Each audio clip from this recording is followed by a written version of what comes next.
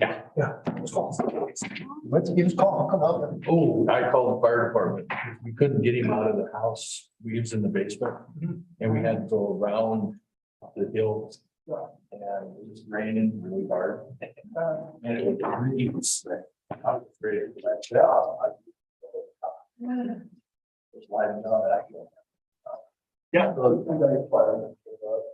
But they pushed me out of the wind. It's like, hey. Yeah. We'll take the young fire.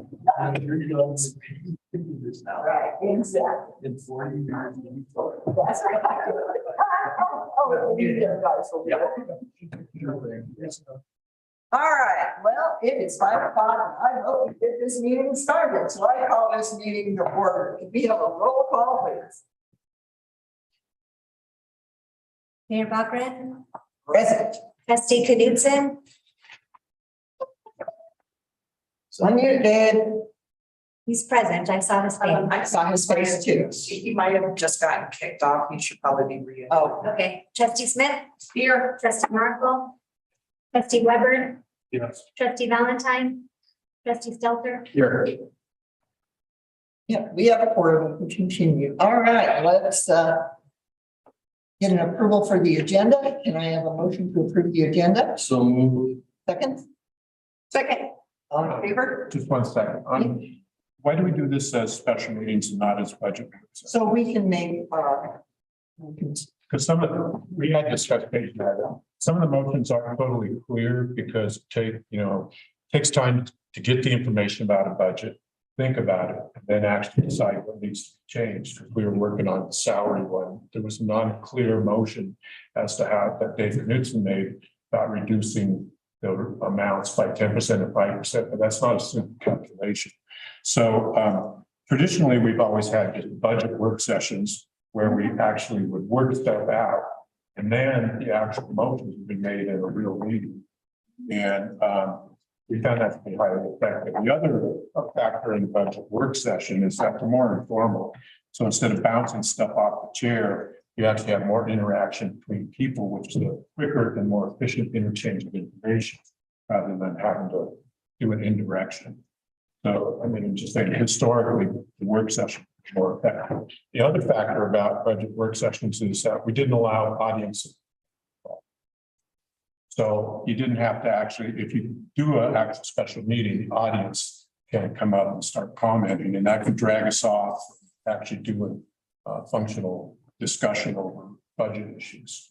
well, the board discussed this, the board decided, because we did run into a place at one point where we wanted to make a decision, but we couldn't. So the board decided that they wanted to go ahead and do a work session instead of just a special meeting. So at this point, we are doing a special meeting. So if the board wants to change their mind next year, well, I guess the board can change their mind.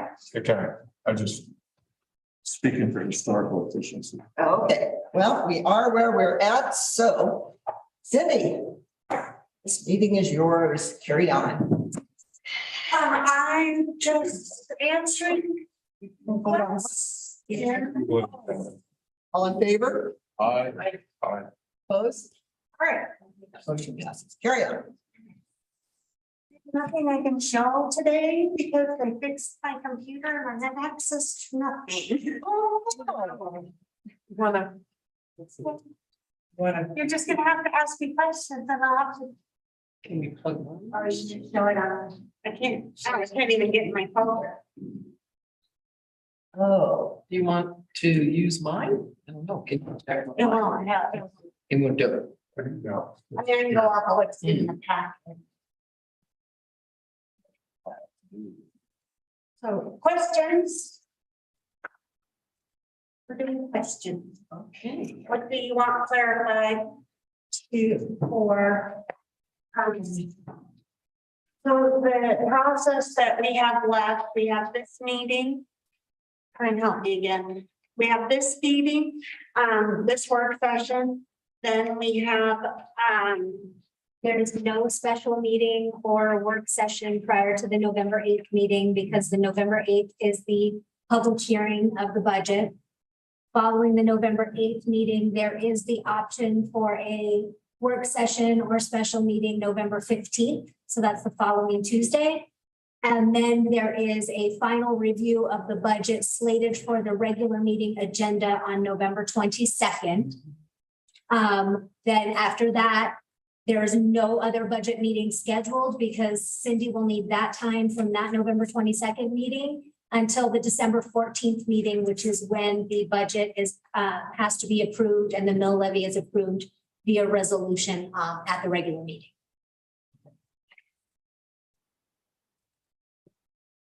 Cindy, where was the funding for the senior center? It used to be under miscellaneous somewhere, and I just couldn't find It's under administration, under human services, General administration. and it's 3,000. right. Yeah. It's 41, John. It's page, oh, Have been spending, is that what you're looking it's for? on page 6 of 157.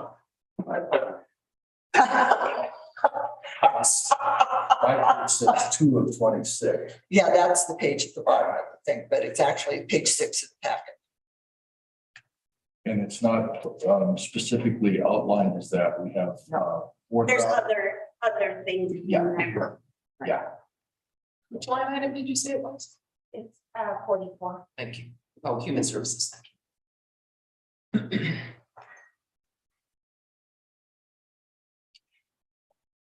That was a question that was brought up at the Senior center. the senior center on Monday. And they were very appreciative of the funding. They did note that they are the only senior center of any that is not funded by the towns. They are funded by donations and they are privately held. So the other senior centers Are in funded. Delta County are fully funded by. That's the information I was given. Wow. And the town facilities. The town owns the facilities and they fund the whole thing. Wow.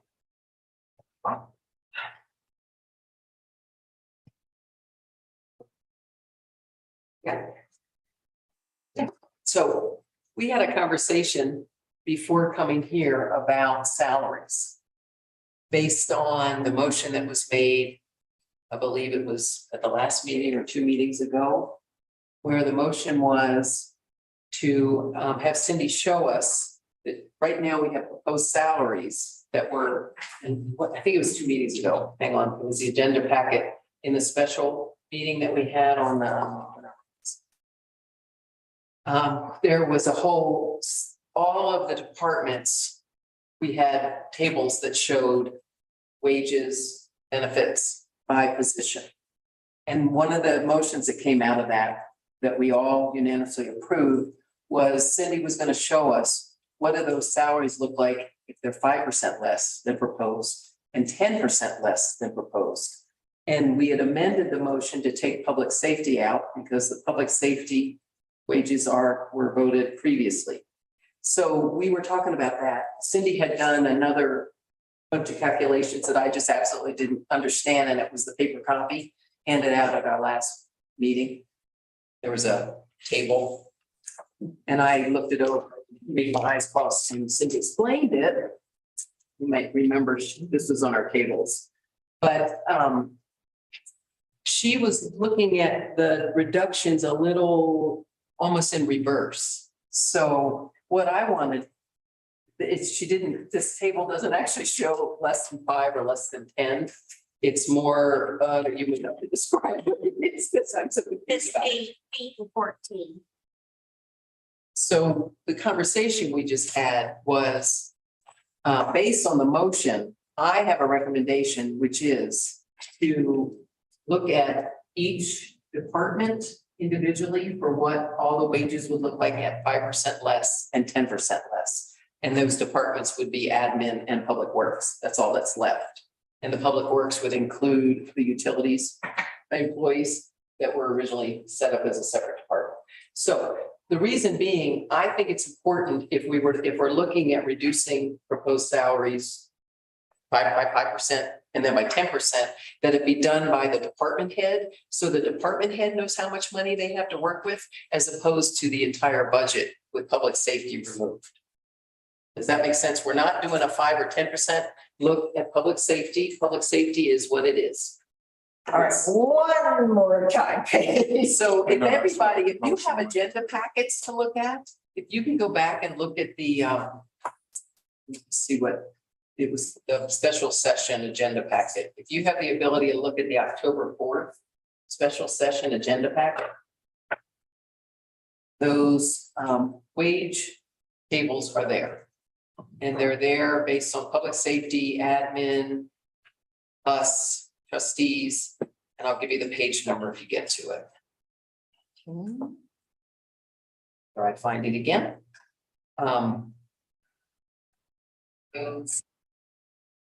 So, and it's on page 34 of that packet if you can get to it.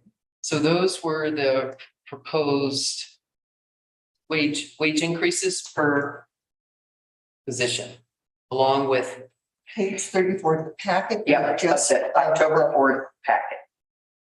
I have on page 34, trash fund expenditures. On October 4th? Yeah. Oh, well, see, go down a couple pages and I think So you'll then get it's to on the, the page 30. Oh, so it's just in are the, you off? Maybe I'm off by one. And I think that's what happened. There was a page that got added in at some point. Anyway, so it's, yeah, so it starts with the town administrator and clerk, and then it goes into our admin positions. And then it goes into public, public safety. Public safety was taken out of this motion.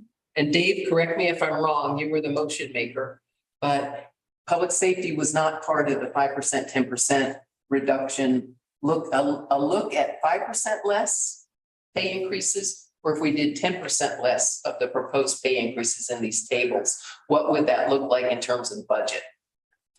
And then Corinne and I were talking, and she thought it was the total budget amount reduced. And I was saying, I wasn't clear on the motion, and I think it would be more helpful to do it by admin and by public works. So those department heads know individually how much money they would have for their salaries. And the other thing I learned just now is that in the budget, a budget amount, first of all, the department head has flexibility for how they want to spend those total budget amounts, but they cannot exceed the budgeted amount that we approve for an individual position. They can offer less to that person, although in this case, they can't offer less than $20. That's been our other thing. So that's again why I think it'd be good to do it by literally by position within admin and by position within public works. Reduce what is in these tables by 5%. Show us that number. And it could be the total number. And then show us the 5%, and then show us the 10% reduction. And in this case, for admin, because we really have not discussed the wages to any extent, in my opinion. But if you look at the total wages on it's probably page 36 in your packet. The total wages for admin is 566,000. This 5662. this packet. No, it's still, you're still looking at October 4th. Is that what you mean by this packet? Yeah. And mine's on page 35, but I'm off page.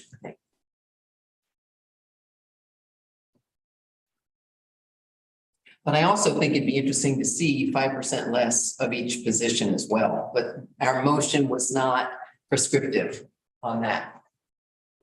All right, so the total is, you see 566, 284.9. Right. Okay. But so I'll give you all a minute to digest that, but we didn't, and for Cindy, we didn't really clarify exactly what was meant by the motion. So that was part of our conversation. It's part of the finance committee, and I just wanted to bring it to all of your attention to see if you are in agreement with that approach.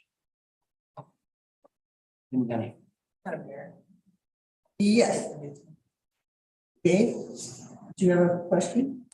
I just wanted to clarify, I think that Paige is bringing up an idea that we give the department heads the flexibility to determine where the individual salaries are. I agree that we shouldn't just pick and choose each individual position and what its raise is going to be, but that we look at the total for each department and we look at it -5%, -10%. So when I say each department, I'm talking about public works and administration. And whoever's in head of those departments then knows how much their budgeted salary amounts for. And they determine the individual disbursements below that. Thanks.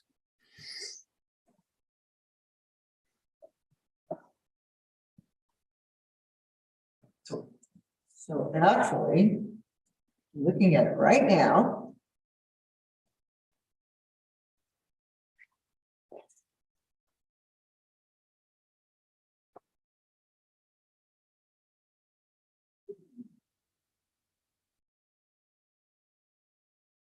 So that means that admin would be 537,970.66.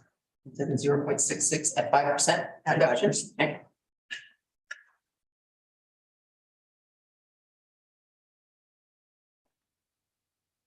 And 10% would be.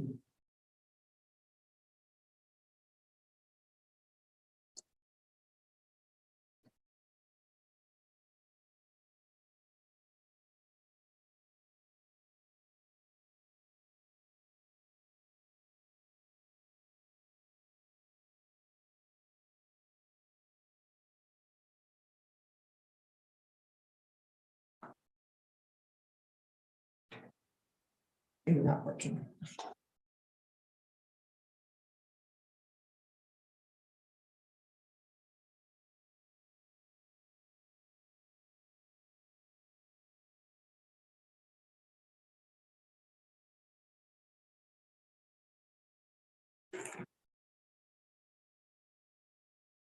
And then 10% would be 509,656.4.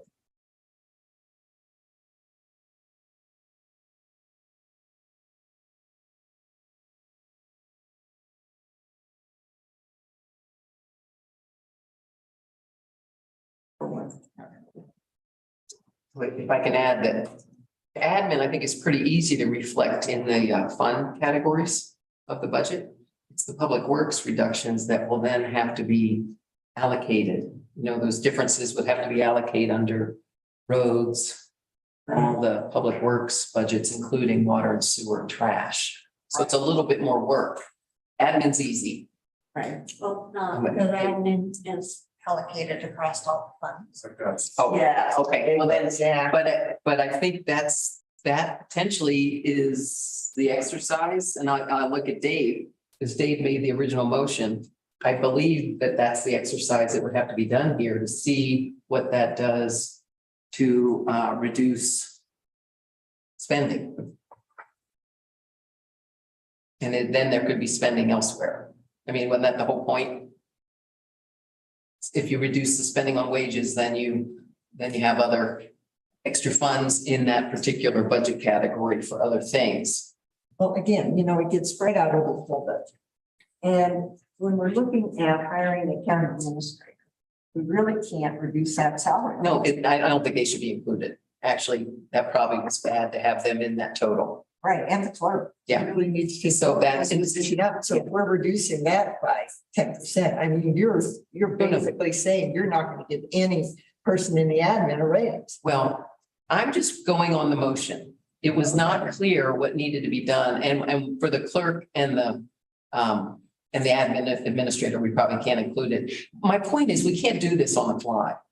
If you want to know, we either as trustees approve every raise that's in here, or Dave's point was, let's see what the budget looks like if those new wage levels are reduced by 5%. And what does that do to the budget? And then if they're reduced by 10%, what does that do to the budget? We don't have any of that yet, because this hasn't been translated as such and hasn't been put into new budget tables. But that was the motion. So now I don't think we can do it on the fly. It's just Cindy didn't quite, I think the motion was a little confused. And it's also got a problem with the $20 floor. Exactly. Yeah, That's and you what I got- was thinking too, is that And you you're have not to gonna leave. be able to do a $20 floor. Well, the Well, motion, what you have to do is, if the motion had been made properly, it would have been like 5% or 10% considering the $20 floor, in which case it could. Back, since this is a special meeting, you correct that now. Someone wants to jump in. right, but the motion was made and it hasn't been, the motion hasn't been carried out. And it's just, So we can set another meeting between now and the meeting for the public hearing, if you want this before the public hearing. I can get it for that meeting, but obviously I can't get it.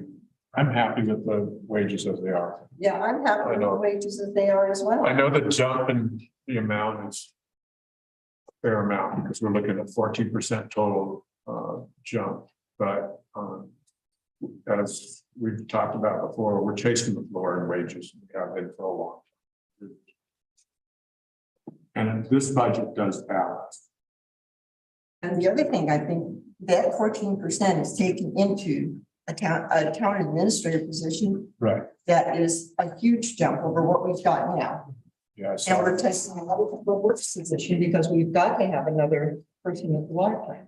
Yeah. So we've got two big chunks. three more positions. Yeah, but the question, I mean, we got $70,000 that are getting kind of spread out between those two positions. So it's not trash haulers. exactly, it's not exactly, but there are some new positions here that are coming into play that are feeding into that 14%. So it's not all just the $20 floor. Yeah, I was thinking of total payrolls, but yeah, it balances, and that in itself is an art form. Oh, my God, yeah. The fact that Cindy can make this balance every year is just phenomenal in my, yeah. Thomas. I don't have the October 4th, I guess, meeting in front of me. As I recall, there was a 53% or 50-something% raise for the finance director. Do you have that? It was $11 an hour. It is Yeah, finance was 32%. Okay, sorry, my mistake. And if I might too, while you're saying it, I'm only bringing up, we made a stinking motion. Right. You know, we made a motion, but we don't have the answer to the motion.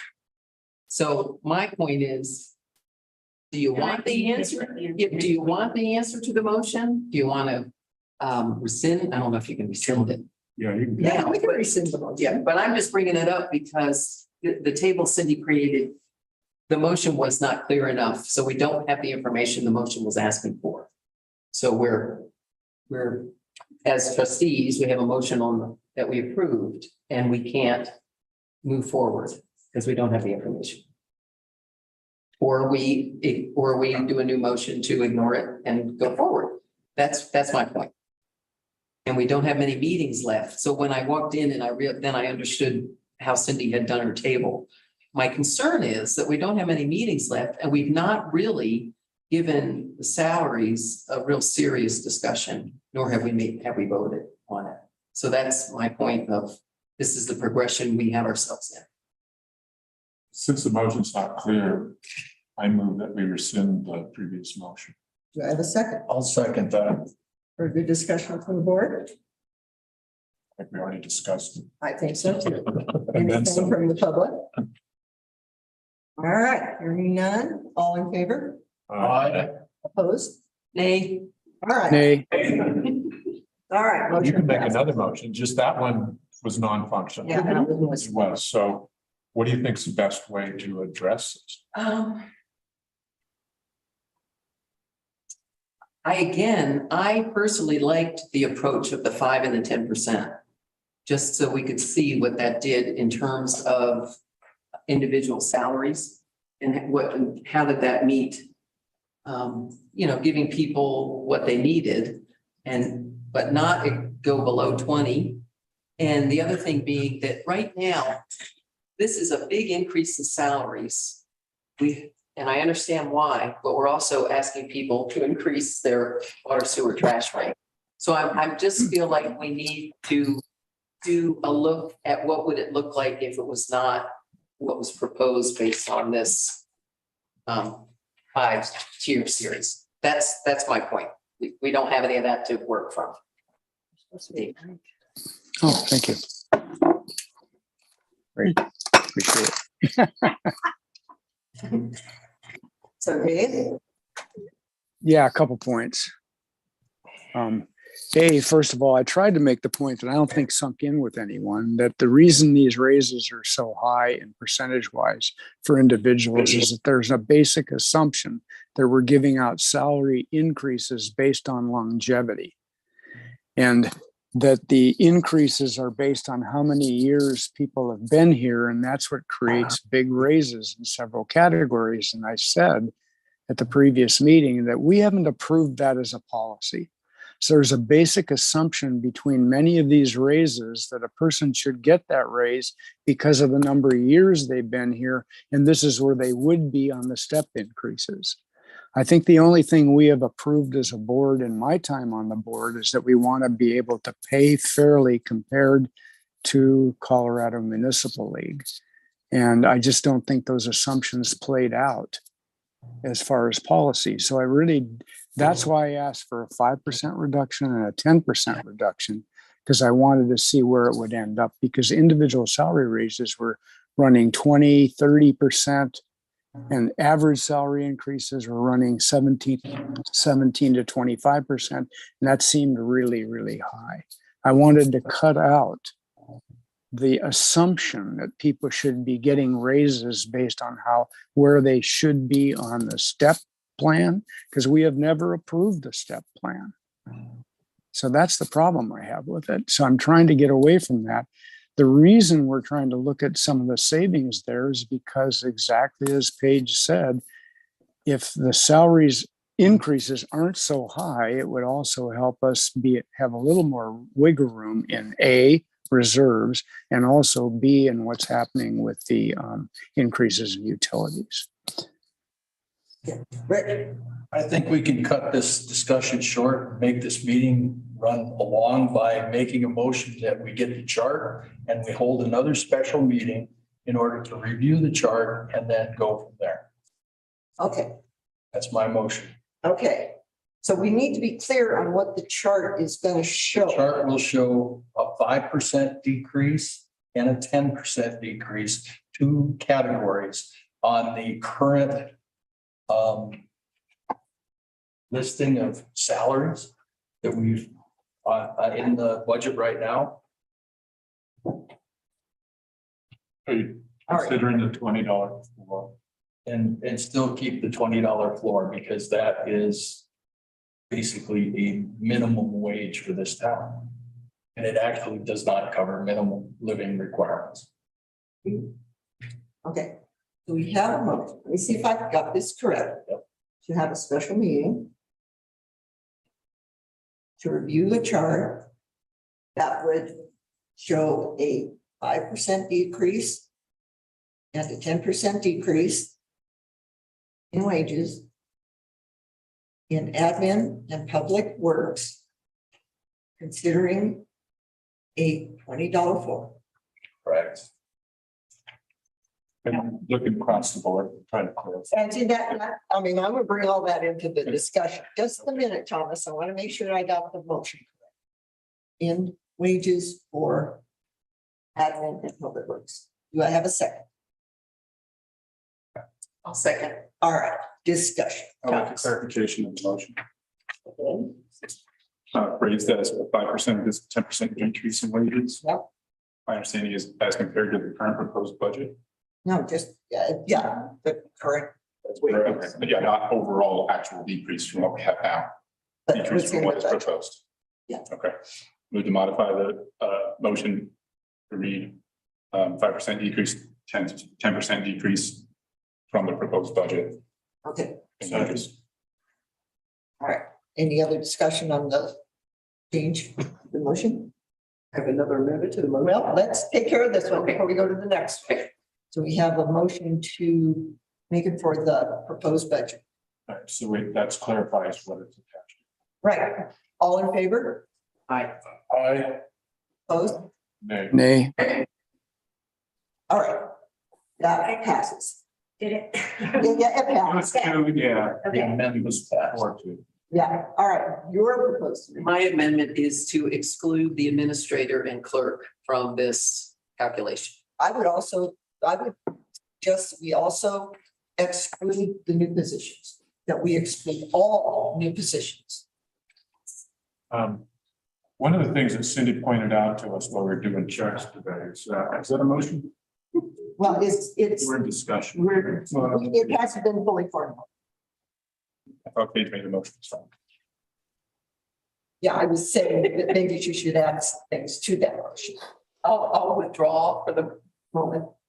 Yes, withdraw, because I think we have to look at those positions, Okay, those new positions before we exclude them. So what's happening is what Rick was hoping that we could streamline this and move on. And we still have quite a few little details, don't we? Nothing, yes, Rick? nothing in my motion precludes excluding the new positions, as all we're asking for is the chart, and we're gonna look at it. And we'll make a decision at the next, because we don't have the information now, we're just running on supposition. And I'd rather have the facts here, and then we'll go from there. But the thing is, if we are including those positions, then it's gonna skew the charts. Especially in I believe that it's in each, we're still talking each position. no, we're not, we're talking in general. Well, not really complicated. Yeah, it really does. One of the things that Cindy pointed out when we were having our meeting with the checks was that these values for increase in salary, it's up to the department head to implement those, and new hires may come in at less than that amount. The numbers for salary are caps, they aren't the actuals. So it's just as far as you can go without busting the budget. That's another. And I believe we've also, at least with the administrator position, we've set limits for that. We've had a vote, and I think that pretty much takes care of that. it's like those. I don't think we did it for the clerk, but Oh, yeah, we have salary limits on the clerk too, and it's right within the ranges of CML. that's fine. I just was looking, of the 4 new positions, 3 of them are at $20, and the 4th one is the additional utilities person, and they're at 25. Okay, So just the 3 of the 4 would fall out by the $20 okay. ceiling. And so I just wanted to point that out. Okay, so you'll just want to exclude the town administrator and the clerk? I think so. Okay. All right, so we have a amendment to the main motion to not include town administrator and the clerk. Have a second. I'll second that.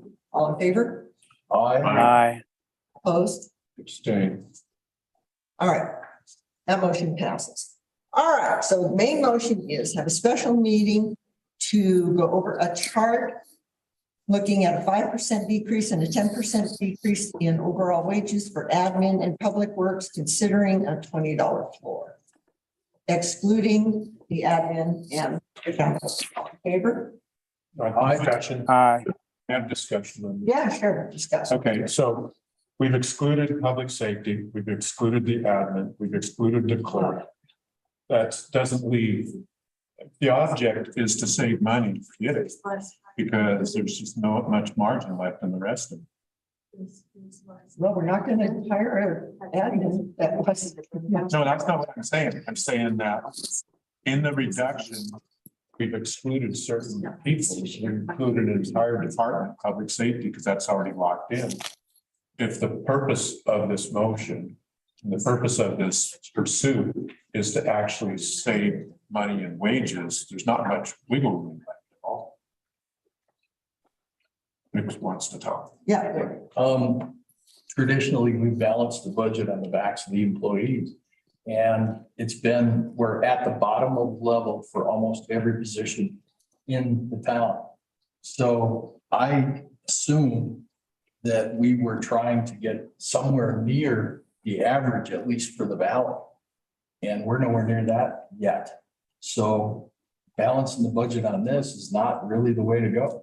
I agree. And I also, with just the figures I ran, the maximum we're gonna save is $50,000. Exercise of utility. So, I think that we should let the numbers speak for themselves. If 5% or 10% is insufficient, we can look at the numbers after they're produced and change it based on that. Personally, I think saving $50,000 might be good.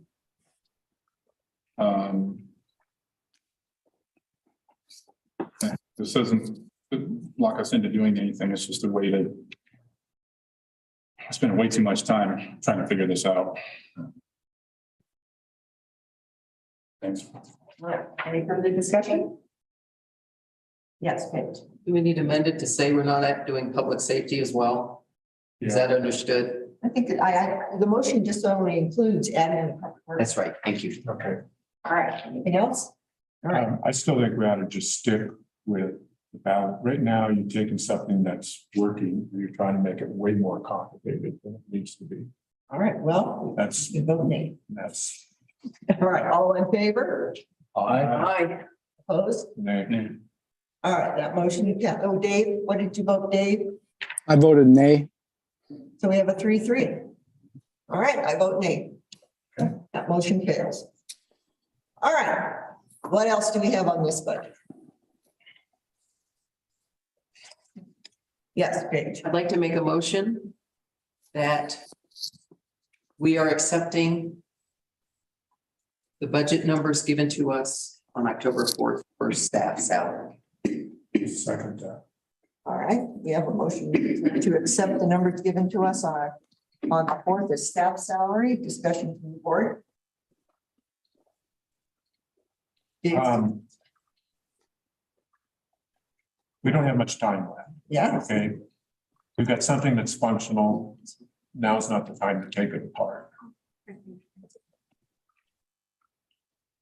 okay, Paige. And the reason I made the motion is we can't continue with the budget unless we know what the wages are going to be.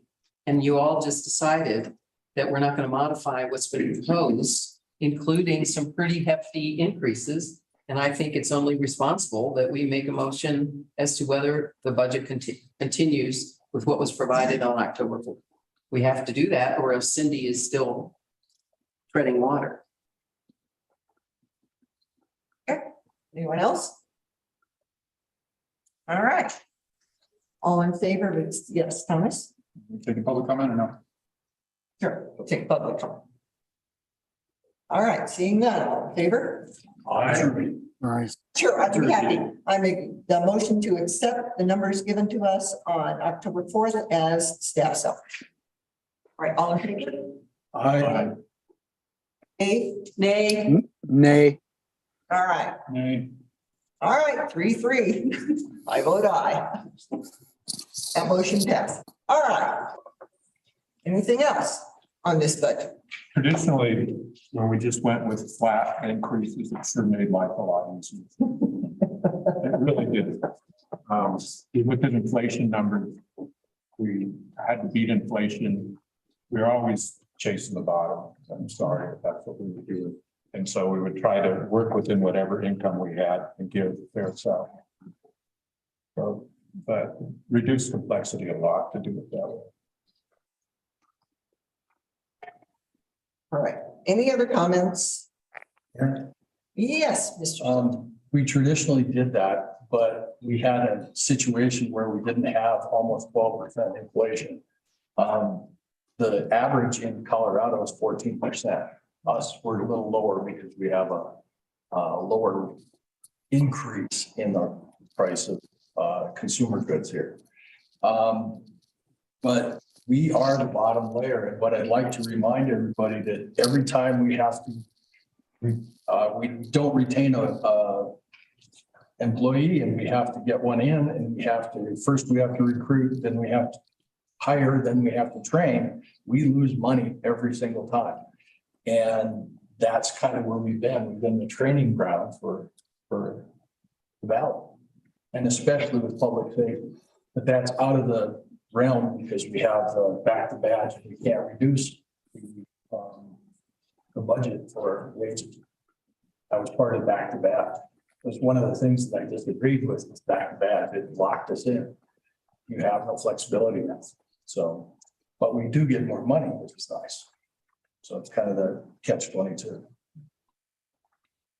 And that's my comment. Okay.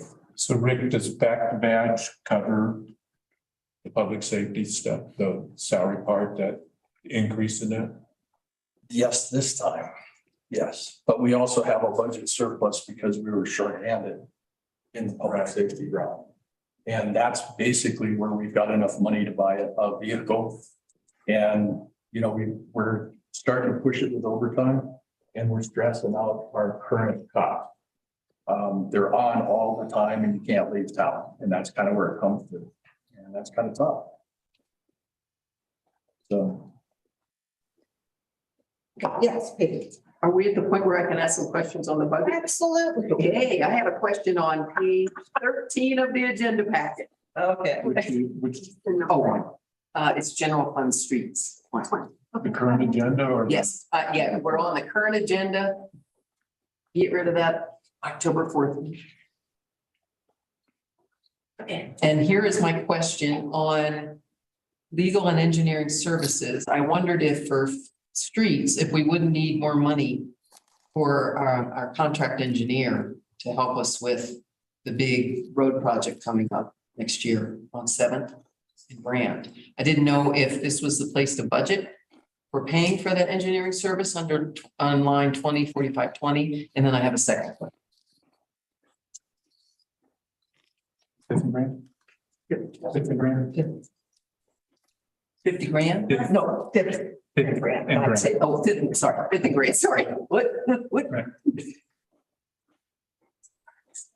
Under, 20, 22, okay. because that's a grant.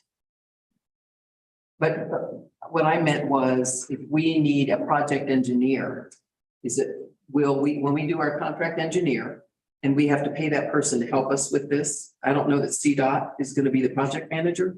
no, it's probably going to be split between our county engineer, because the county is part of their in-kind is going to be engineering. So we don't, So it'll be part county, part us for the engineering. Okay. services. But it's gonna come out of the grant money will pay for. it. Right, okay. It comes out, so it's under 22, everything from that project comes out of that 700. I was under the understanding that the engineering had already been done for that project. Some of it needs to be re-engineered because it doesn't well. Okay. Yes, I still wonder if we need more than $500 for any other street projects that might go on in 2023 that might need engineering. I'm just speculating that, I don't know what those projects are, but if we wouldn't want to set aside a little bit more. So out of 20, that is repairs and maintenance. Okay, The actual engineering would get paid out of 22. Okay. That's where all the money is for the reconstruction. thank you. And all of that, and it doesn't split out engineering separately, it just splits out so much for each project. Okay. And that, for those projects would, engineering would be paid out of that. Okay, it's Does that make 22, sense? it does. I wanted to look at the 22 It's on fund, page It's out of 12 order. of 26. 12. No, it's, yeah, Um, let me look at the bottom. Where am I? That's, oh, one more page. Okay, it's just out of order with 22. So it's 16 in the packet. So, general streets fund.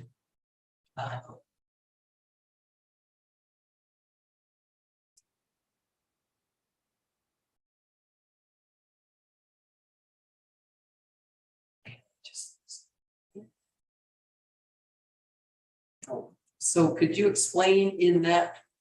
So the revenue is the top box, and that's where the revenue's coming from.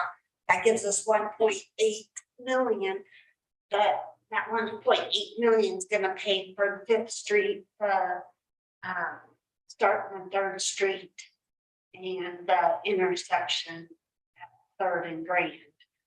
The initially intended projects that we've been working toward and, so if there's any engineering needed, it would come out of that. So we don't need to set it aside. So we can pay for our contract engineer out of that. Out of Lump those sum. monies. Okay. And if we can go back to first table, which was general fund streets. Mostly, if you scroll down to the bottom of that table, 13, could you please explain what the two bottommost gray rows are? So The highlights in white. the 15,000 is the difference between revenue and expenditure. So you take revenue minus expenditures, that gives you 15,000. And then the 192 is the reserve, the current reserve that is classified as streets. Would it be possible to next iteration to label these gray lines? Because there's a lot of them in every table. Sure. And I'm completely, I'm just not sure what they all mean. So in this case, we have a $15,230 difference between revenue and So expenditure that is actual. So at from the 2022 that budget. moment, we had, we were in the Yep. green 15,000. And that's for 2022, Correct. not 20, okay, yeah, because I have more questions, but I will stop there. In 2023, you'll see that 192 goes up to revenue and is gonna be, and gets transferred to street capital to help pay for all those street. And you're looking at that rightmost column, 192 in yellow. Green 2023. Oh, that Oh, the green yellow, column, yeah, yellow. It's highlighted yellow. Okay, Other questions from the board? All right, Paige. okay. So we could go to, hang on 1 second. The summary tables. Let me find one. for everybody. So the general fund summary, which is on page 15 of the packet. Can you just walk through these numbers? So we have, if you have the general fund reserve beginning, and did that emanate from the audit? 21, okay. And then you have total revenue of all those departments, and you have total expenditures of all the departments, and that we are setting that to. There's an error in there because there's a penny, but it's a rounding issue. So then that leaves us with that same reserve. And we're not using any of the reserve. We're not planning to use any of that reserve. And if I can have a follow-up then, with that reserve, and that reserve is associated with the entire general fund.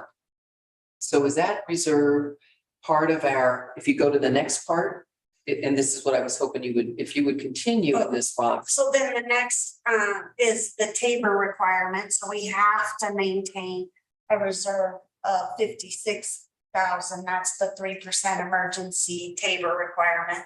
And then we have the bridge reserve that we have to maintain.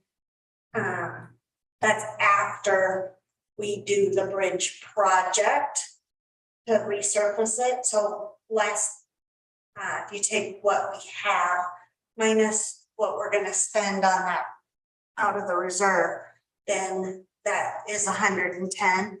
Is left over. And so then we have an extra reserve of 167,000, which is not even 10% of the expenditure. So we're short per our policy in reserves, but we meet all the other requirements. Could you describe the unassigned fund balance of 813,410? So What that that is? 188 is 10% of expenditures, The next one, 470, is 25% of expenditures, and 50% is 91. So, or 941. So if we right now, our reserve at 980 meets the 50%, but when you take out the required reserve, then we don't have even the 10%.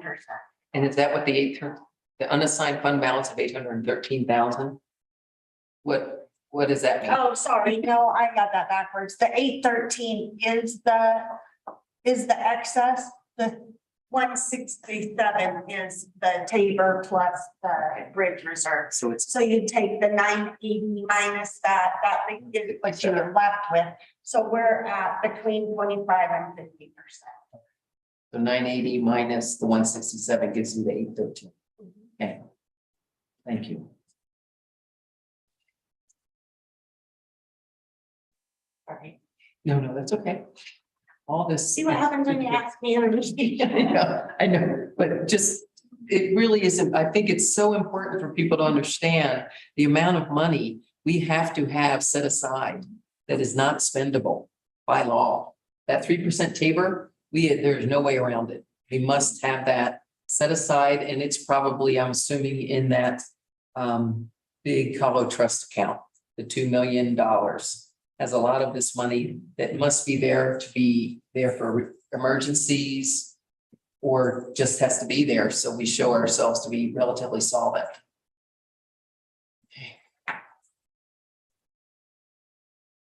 So we are in good shape in the general.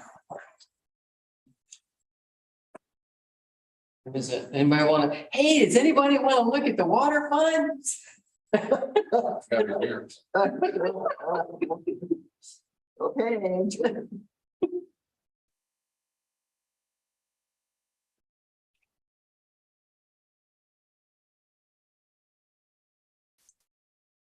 So, the water fund.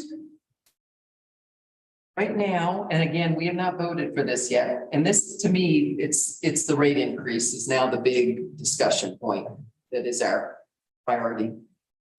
Not necessarily for tonight, but we better be ready to hopefully have people understand why the rate increases are coming in. So for me right now, I was curious if you could describe the summary table for the water funds, which is on So we page have 24 of the packet. We have a reserve of 610. We have budgeted income of 1.9. We have budgeted expenditures of 1.6. That leaves us with a positive.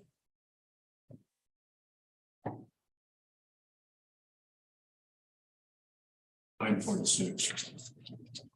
Here's 35. That is the, that would be the money that we would use for matching funds. Then that leaves us with, it adds that to the reserve, that would leave us with the 946,000 in reserves. Then we have a required debt reserve of 3 months, which is 413, 10% reserve, 10% or 110% debt reserve. Minus the amount that comes from the sewer fund. That leaves with. And so in other words, we are still short. Something's wrong with this.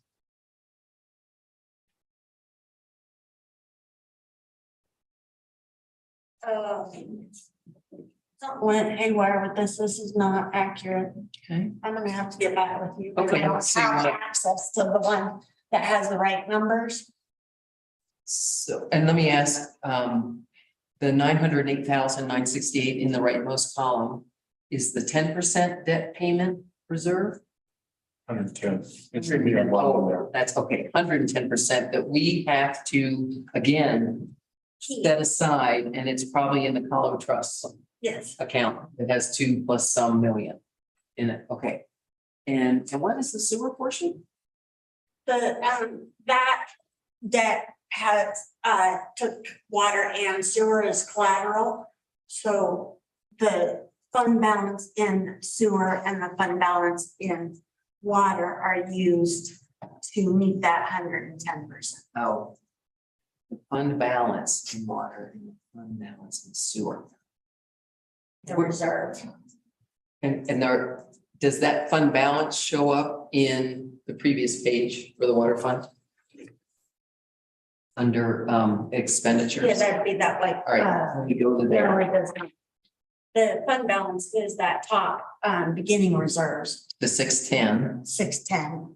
And then it would increase to 946, Because we have the 335, 500. adding to it. So Or- that we are, because we're trying to increase our matching funds, so that we have enough matching funds to do that. Those projects that we have. Right, so from the perspective of the water rate increase, some of that increase is necessary, so we have additional funds for matching funds for grants. Just so people understand, that is another reason for the increase, is that we have to have a buffer. Because with a lot of these, well, especially federal grants, you can't, if you get a grant, you have to have the matching funds, and you can't borrow the matching funds from anywhere else. And the water fund and the sewer fund can only be paid out of user fees. It can't be taxed. We can't use any sales tax for these water sewer funds by constitution. So it only can come from user fees, bonds, which we have to pay back, and then we can get grants for capital improvements within the water and sewer system, of which we have many. And the other thing that's tagged onto this is that by statute, we cannot get more than 10% of our expenditures from the water or the sewer fund from the state by constitution. So when we get a grant from the state, we cannot exceed 10% of our expenditures, our estimated expenditures for that year. So these funds are very, very restrictive. And there are very few ways to make up differences that we need to keep the funds going. And it's just how they're set up. They are not taxpayer funded, they are funded by the users. And it gives us very little flexibility. Thank you. So when it came to increasing the water and sewer rates, the water rates, we had to, for budget purposes, raise the base rate. And although that's really not what I'd like to do, I mean, in the long run meaning early next year, I'd like to go back and revisit the rates. But we are increasing the base rates because we have no effective method for predicting income from usage. And we've got 2 models, my model and the RCAC model, and neither of them are coming out with the right numbers. Mine's off 20% and RCAC's off 40%. And I'm rebuilding. So Cindy has contacted RCAC to try to get a better, try to figure out why their model for income from water is so far off. And for mine, I'm going to go back. Mine was developed in 2002, so it's definitely out of date. And we'll be putting, Thomas has given me the usage data, we'll be putting the usage data in. And hopefully we can produce an income based principally on usage and not the base rate. The trouble with the base rate increases, it hurts the poorest people the hardest. And also it doesn't, people that are wasting water aren't penalized for wasting water. So I'd like next year to revisit the water rate structure once we have a good predictive method for the usage. But for now, just in order to make this budget satisfy the state, you have to work within these parameters. So we're looking at a $3 base rate increase in water across the board. The other thing is that we've canned the standby fees. We were allowing snowbirds that were heading to Arizona for winter to actually have a reduced rate on water, and that's gone. We're now charging the full base rate, correct? And the standby are the taps that have been purchased but haven't been installed. Yeah, we had, on the original ordinance that I worked with back in the early 2000s, we always made the standby fees equal to the base rate so that And we've done we that weren't in given any both special places deal now. to. So that's another. The other thing that I would like to propose is that we increase the rebate to people who are on leave, so that they're not hit so hard with the base rate fee. Corinne, remind me what the DMEA or what the leave, what percentage they get off of their water fees? Right now it's $7 a month. By the resolution, it's set by percentage and we round it up to the even dollar based on percentage of what the base bill is. Yeah, and I would like to propose we raise that so that they maybe at least it's offset the increase in the base rate for them.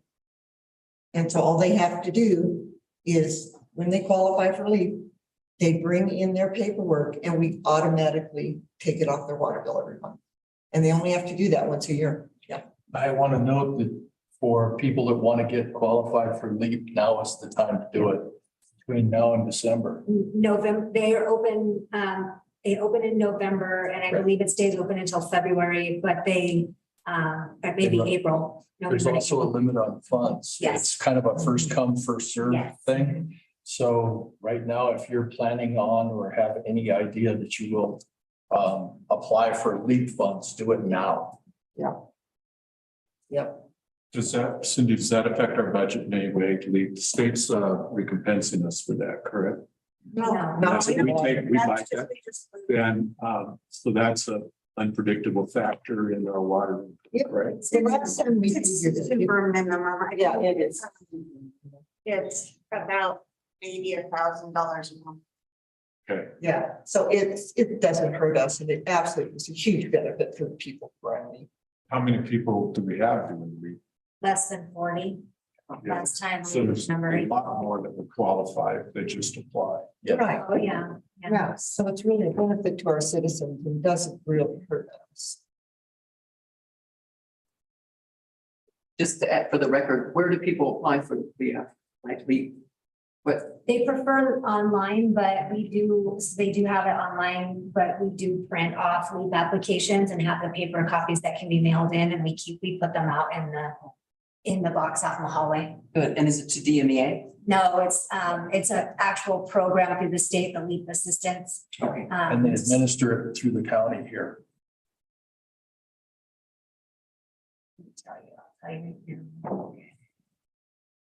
It's Colorado Low Income Energy Assistance Program.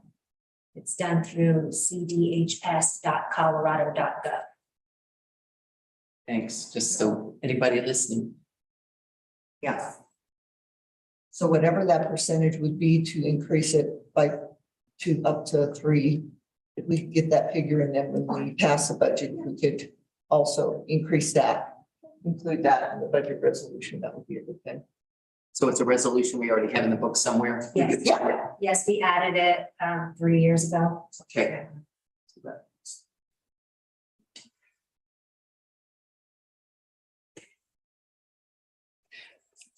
Yeah, and again, none of us are happy that we have to raise the rates. I just want to say that Yeah. we're really going to try to make it as fair as possible. But I want the public to understand that it's something that we have very little flexibility with water and sewer.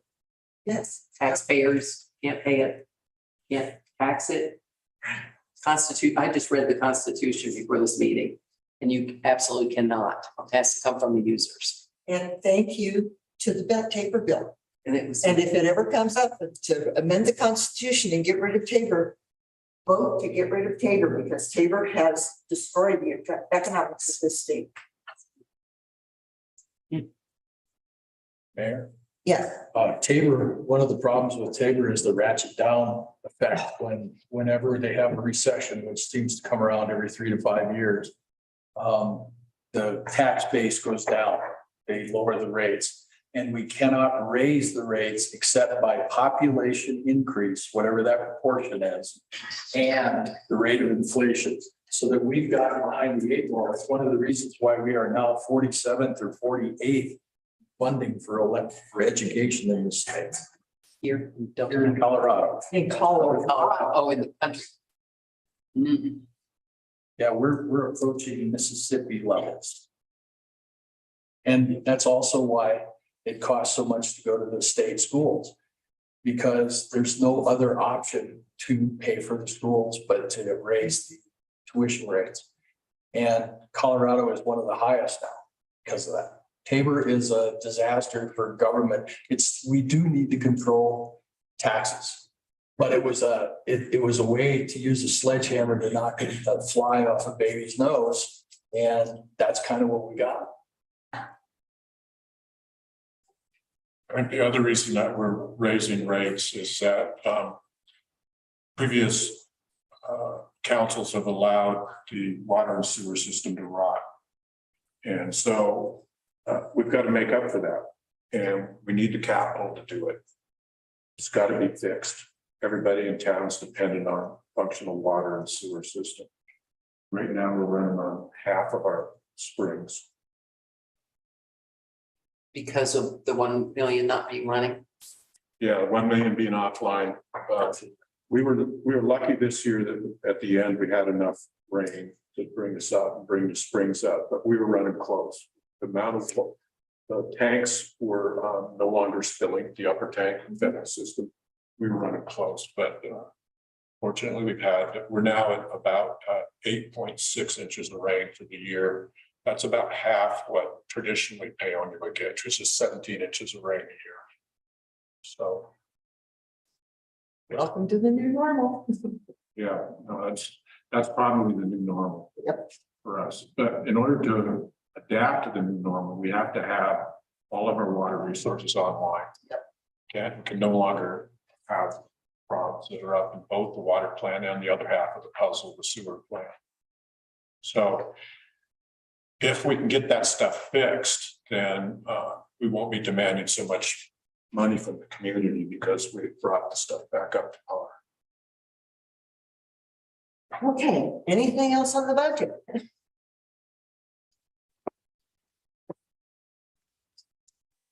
Okay. Shall we break early and actually have like 24 minutes between meetings? So getting back to the schedule that Corinne gave us for the next meetings. So at this point, do you feel like we are ready for the November 8th budget hearing, which is when the public, it is their opportunity to speak up? And that is now scheduled for November 8th. Do you feel, so let me just recap. Cindy, you're going to fix that table, the water table, but the others pretty much can stand as is.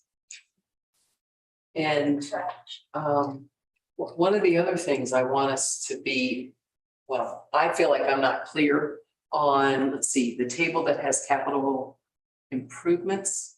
What's that? What's the number on that one? Cindy? Sorry, With the one that has all the capital projects, that's 50. 50, if you go to page, It's 21. thank you, yep, the packet. And this is where there is a list of things that are where some of the general fund money, capital improvement fund would be spent. So these do not have hard and fast numbers associated with them, but these are things that we will be looking at through the year. And we need to prioritize to some extent, in my opinion, the things that need to get done. But I want the public to be aware of this page 21 that has the list. I can't honestly tell you I understand what everything is on the list. I have a general understanding, but I'm going to know more about what's on the list when we have our public tour on November 7th. There'll be at 10 o'clock a tour of these buildings and the shop and the parks buildings. It was designed for the trustees, but of course the public too, and which will help to understand why some of the building needs some help, needs some refurbishing. So this part of the budget is a little open-ended in terms of how that money is spent. But those should be things that we talk about over time as we get into the budget year. And I would like to reiterate that I want us to spend more time in our regular meetings talking about the budget and seeing what's coming along and things that might be looking a little bit awry, and do it more often than we have been. Thank you. Anything else? We actually produced a total increase in water sewer trash rates, so the average user will know what kind of funding figure we have. I mean, I have it here all broken down in categories, but I mean, the average user, residential user in town, do we know how much we're going to adjust?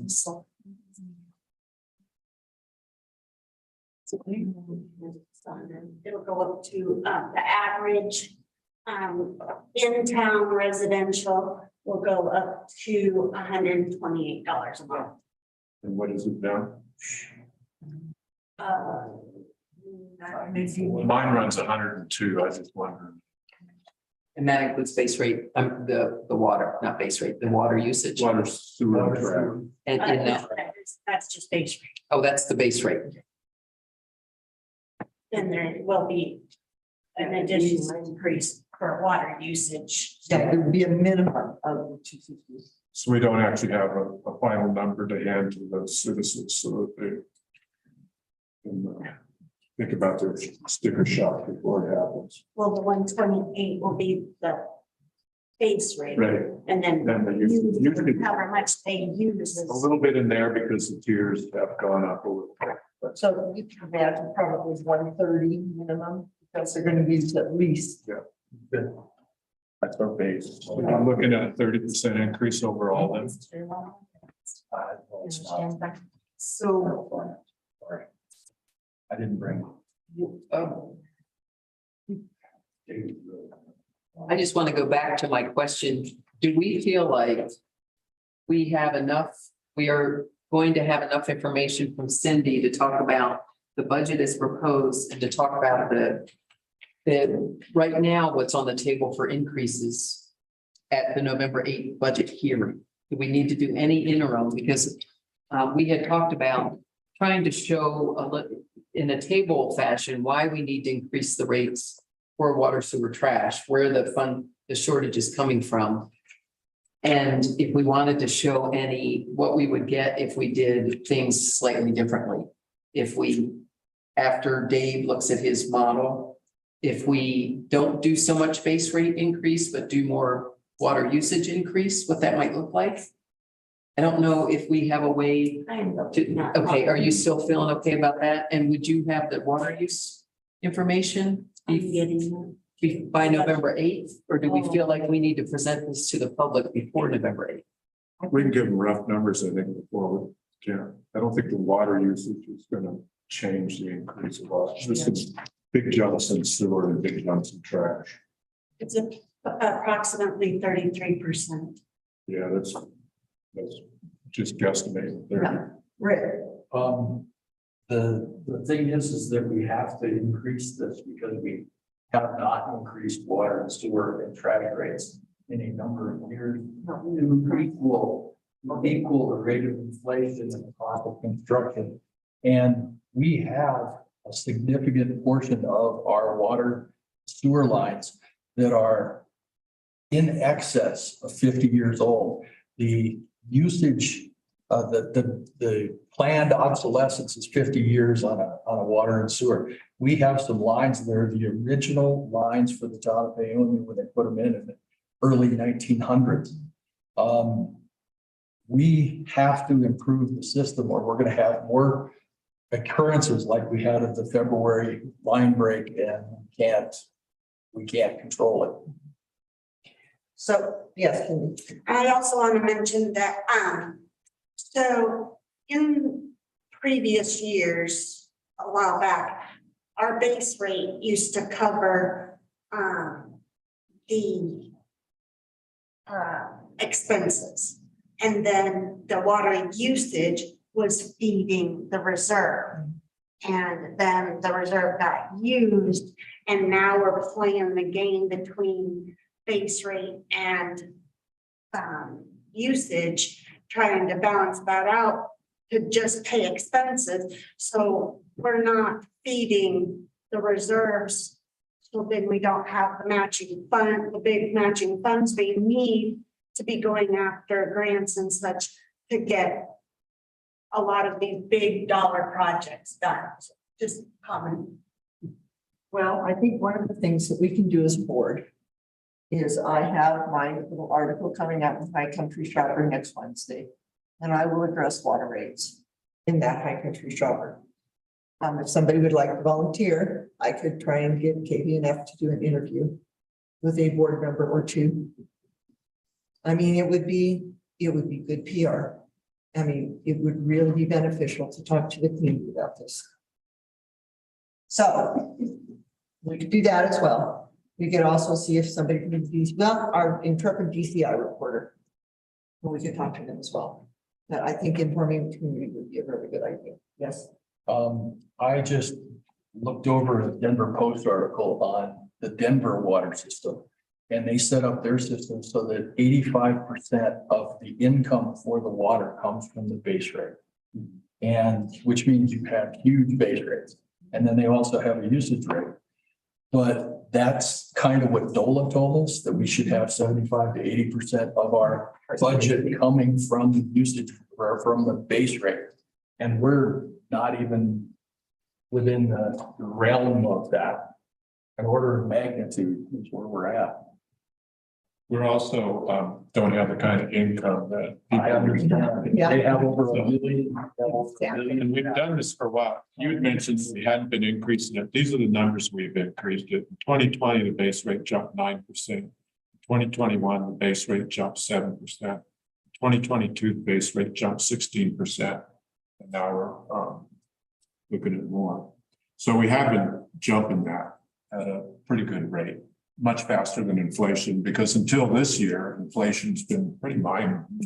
Until this year, that's correct, but we also have not had anywhere near the amount of money we need to repair and maintain the system. And we haven't really done any of the repairs until this year. This year is when we first actually started to tackle it. Before this year, we just let it rot. Mayor, I'd like to interject for a second. According to denverwater.org, they raised their water rates this year to recover 20% of their revenue from fixed charges. So you got it swapped.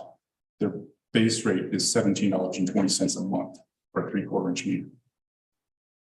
They're a lot cheaper than we are. But with 1 million users, you can get the economy of scale. All right, so it's 17 minutes after 6. I am going to adjourn this session. We'll be back in 13 minutes to start our regular board meeting. Thank you, everybody.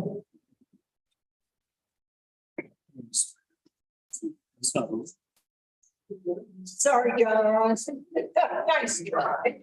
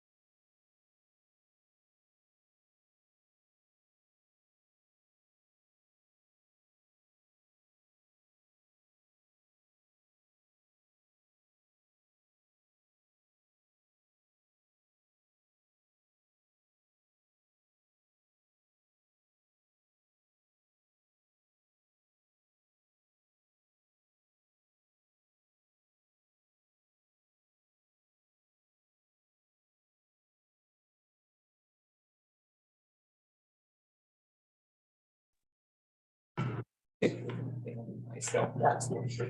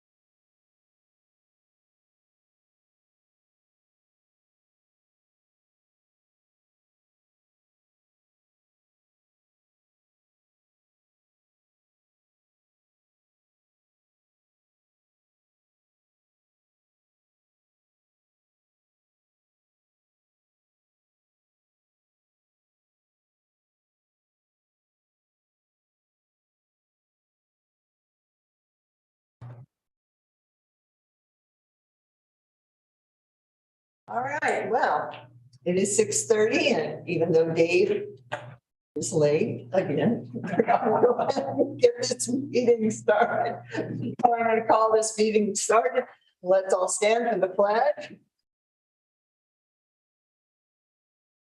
I pledge allegiance to the flag of the United States of America, to the republic for which it stands, one nation, under God, indivisible, with liberty and justice. We have a roll call, please. Mayor Beckman, Present. trustee Knudsen, trustee Smith. Here.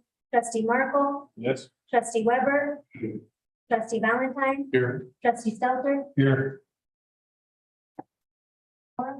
Yeah, we do. We have a quorum. We can continue. I thought there was supposed to be one more. All right. Next, first on the agenda is the approval of the agenda. Can I get a motion? I'll make a motion to approve the agenda. Second. Discussion? I'd like to discuss the agenda. We've always had trouble plowing through an agenda.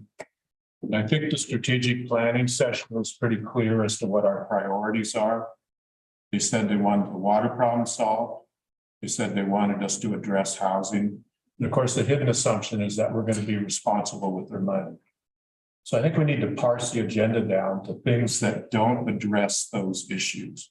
And there are some issues which we do as a game amongst ourselves that actually don't benefit the town at all. When I look down this agenda, for example, I see on here about doing a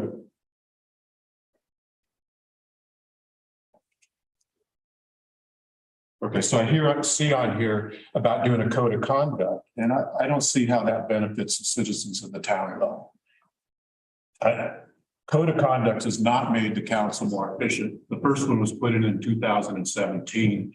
From that point on, things really fell apart in terms of the water and the sewer. And no progress was made. I think the code of conduct actually interfered with the ability to do a lot of our essential tasks. The other thing that I thought was a complete waste of time was the censure, public censure of Thomas Markle. That was quite frankly an embarrassment for the town. And if you want to consider issues that might be subject to censure, consider that both Mary Backman and Dave Knudsen were on council when the following things occurred. Half the water system was destroyed, the sewer system was destroyed.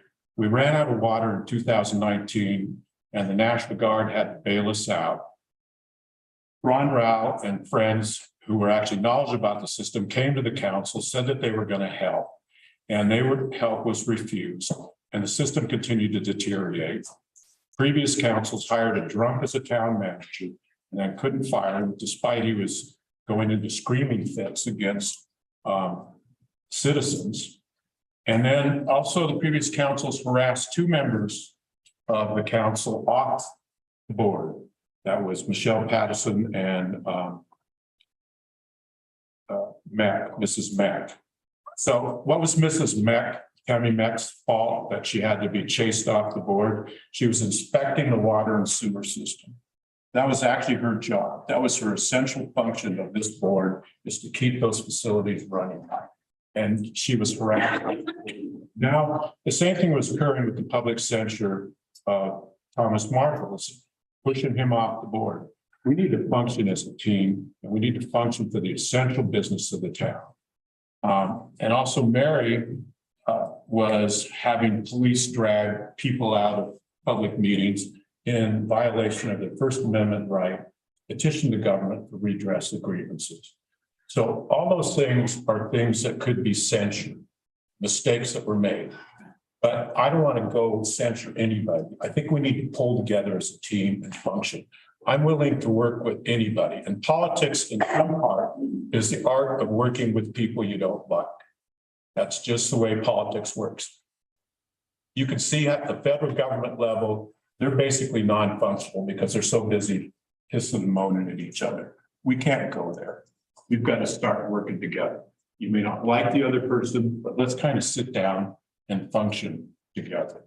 So what I'd like to do would be amend the approval of the motion to take the code of conduct off the agenda. Okay, we have a motion to remove the code of conduct from the agenda. Do I have a second? A second. Discussion from the board? Can we, are we only discussing the removal of this one thing? Because I would have more removed and I'll do a follow-up amendment. Well, if you want to amend the motion, Okay. my guess. I would like to take the first 4 bullets of unfinished business, move them down, put the town administrator and town clerk hiring process at the top. Because we have learned that Corinne's last day is November 2nd. I think we have a lot to talk about. I would propose not only to move those 4 down, but I would propose taking the dwelling unit ordinance off of this agenda and continue it after we know if we have a grant that's going to be investigating that very issue. And the other 3, I would like to have, if we can get to them, I'd like to see proposed ADUs continued, removed from the agenda altogether and continued at an undetermined future time. The other 3 bullet points to be placed after the town administrator and town clerk. All right, so we have a proposed amendment to the main motion to remove the ADU ordinance and continue it to an undetermined time. And then take the other 3 and, or just take them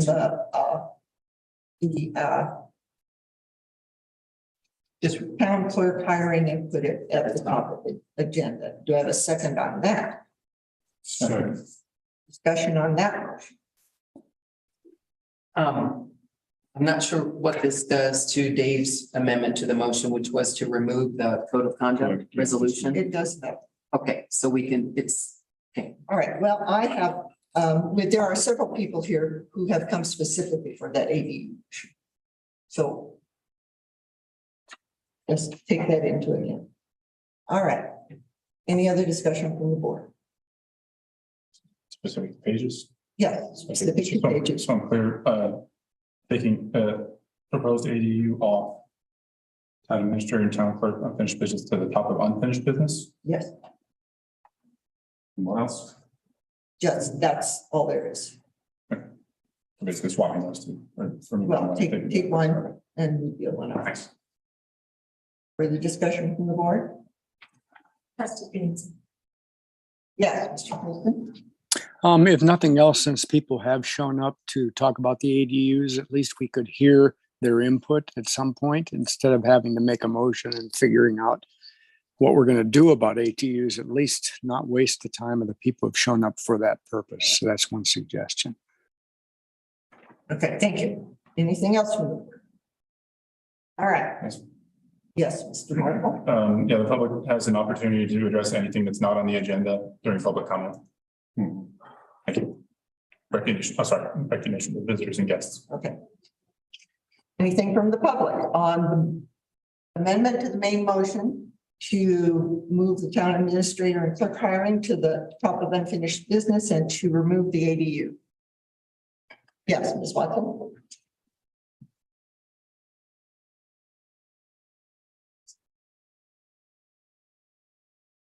Suzanne Watson, Second Street.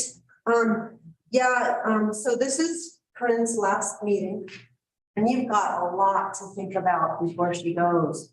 I think there's a huge, she has a list that she put in of the things that have been accomplished, things to do.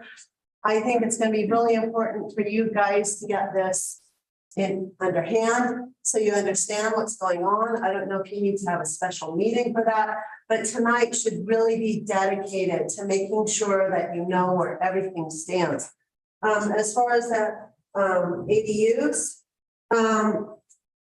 we just are applying for a housing needs assessment. One of the topics that you are going to be considering were ADUs. So why, I feel like this seems to be jumping the gun and it's really not very necessary right now. I think getting the town administration under control, where, what your priorities are, what your responsibilities are, who's going to be helping with the meeting agendas. I mean, you guys need to step up to the plate and help take the clerk's position right now while she leaves, while you're in this limbo. Yes. We're discussing the amendment. Yes. So what I am saying is it's very important, because I think there's some items here that might not be very important to talk about tonight when you think of the length of the meetings. You also have a budget, the whole exhaustion of the budget meeting that you had before. So all things said, I think to lighten the agenda as much as possible tonight would be advisable. Thanks. Yes, sir. Yeah, Pete McCarthy. I just wanted to say, this board member had talked about the working session I also attended, where water and housing were two of the most important issues. And while I understand that the clerk leaving is an important issue, I think it sends a message if you demote the ADU, take it off the thing.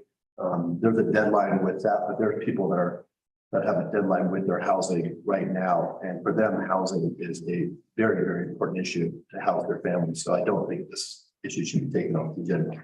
Thank you, sir. Anyone else? Yes, yeah.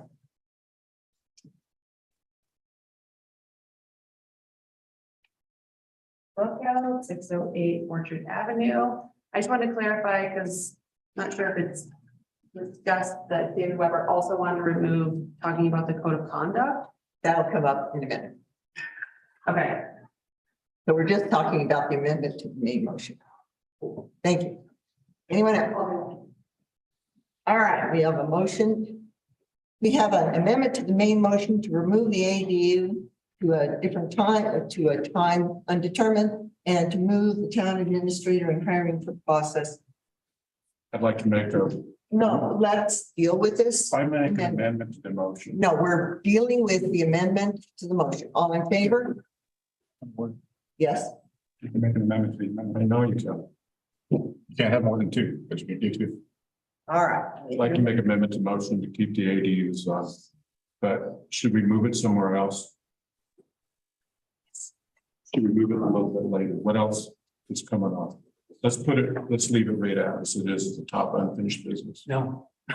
What? So can I discuss? The reason I say that is we have got to talk about what is in the packet about the town administrator. That cannot wait till 9:15.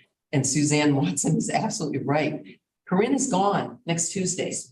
And we do not have a clerk or an administrator. This is one of the most serious things we need to talk about. This needs to go to the top of unfinished business. I don't really care what you do with ADUs. Please put that at the top of unfinished, because we are not doing the citizens a service if we do not address that. Then may I make a suggestion? Let us rescind your motion Yes. and just change it to move the town administrator to the top of unfinished business. I agree with that. All right, all in favor? Can we have a second to that? Well, maybe underneath the motion. My motion, which would have just kept the ADUs where it was, still didn't negate yours moving the stuff in front. Doesn't have a second. I was gonna make you call for a second. So then, she rescinded her motion. We have a motion now to move the town administrator stuff to the top of unfinished business. Do we have a motion on that or a second on that? I'll second that. All in favor? Aye. Aye. All right. Now we have a motion to remove the code of conduct from this agenda and to move the town administrator contract to the beginning of unfinished business. Discussion? Mr. Marco? Since my name was brought up, I'd like to remind everybody that, once again, that I made a motion to direct the mayor to enforce this resolution. Forget the date now off the top of my head. Back in September, I believe it was, and the direction the board took was 5-1 no. Based on the input of our attorney in our last meeting, resolutions that bear the signature of the mayor and the seal of the town of Paonia are in force. So, we are still under the conditions of that resolution. We operate under its conditions. All we need to do regarding it is to follow it, which is all that I've ever asked as a point of discussion. All right. Anything else? All right. Anything from the public? Ms. Booker?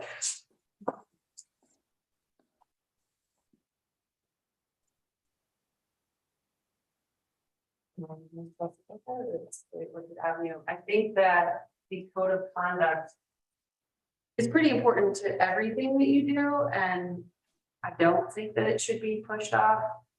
I didn't agree with the idea that some of you thought that you didn't actually have to follow the code of conduct because you didn't vote on it or you didn't agree on it. Like, there's a lot of things that I didn't agree to do that I have to do as a citizen, and you as board members, when you are elected, you are bound by previous board's decisions until you go through the process of changing them. So the idea that just because you didn't come up with it doesn't mean that you don't have to follow it, I think was flawed thinking, and you do actually have to follow that. If you don't agree with it, there's a whole process you go through to change it. But to just say, I don't have to follow that because I didn't come up with it, isn't true.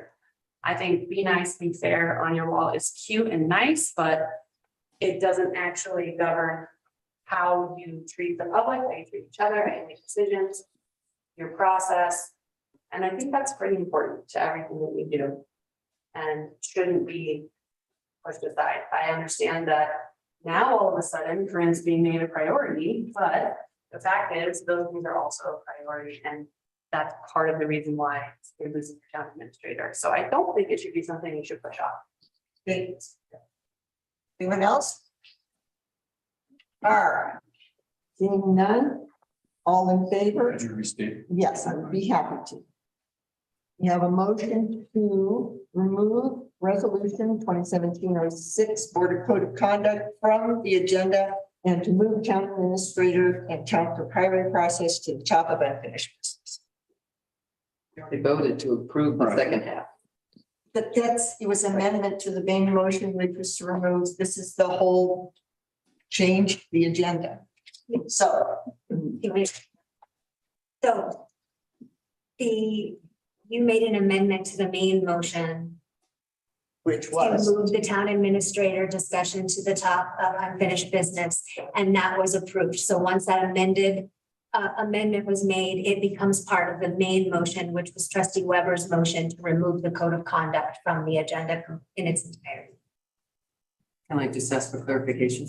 So if we vote yes to this motion, or we vote no to the motion, does that negate the vote we just did to my amendment to move it to the top? it does. It would negate it. Yes, it was. So that's my problem. You would have to restate it as a We've now motion. been I'll do another motion. Okay. Thank you. So the motion is to remove resolution 2017-06 from the agenda and to move the town administrator and town clerk hiring process to the top of unfinished business. All in favor?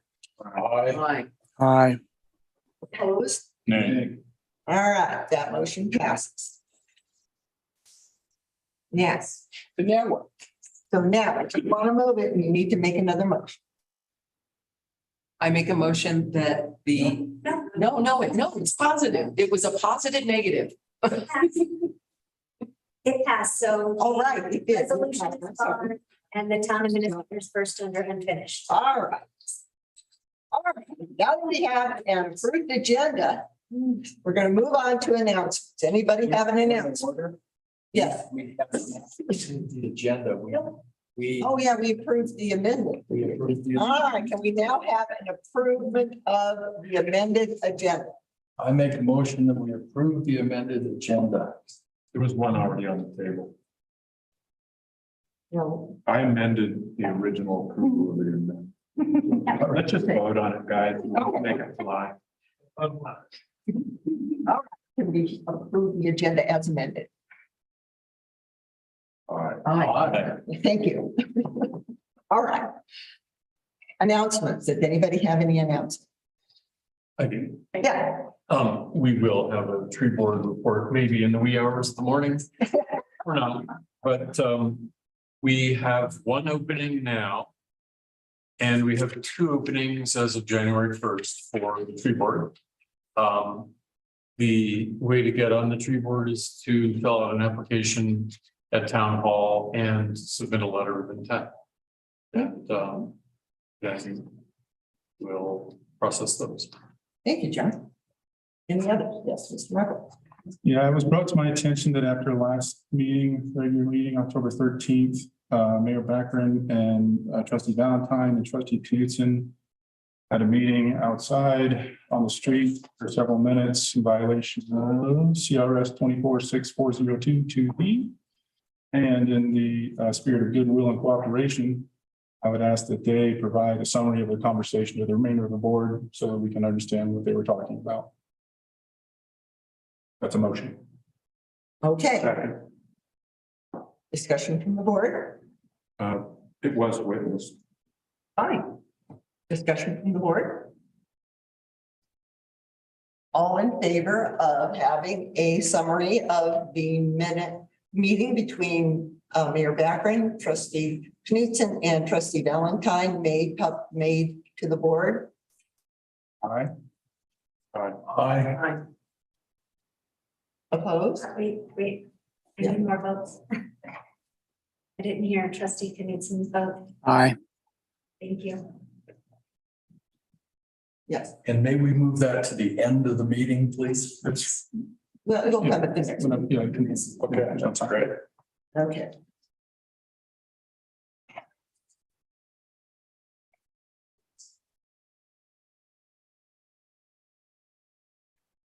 All right. All right. Any other announcements? All right, I do that.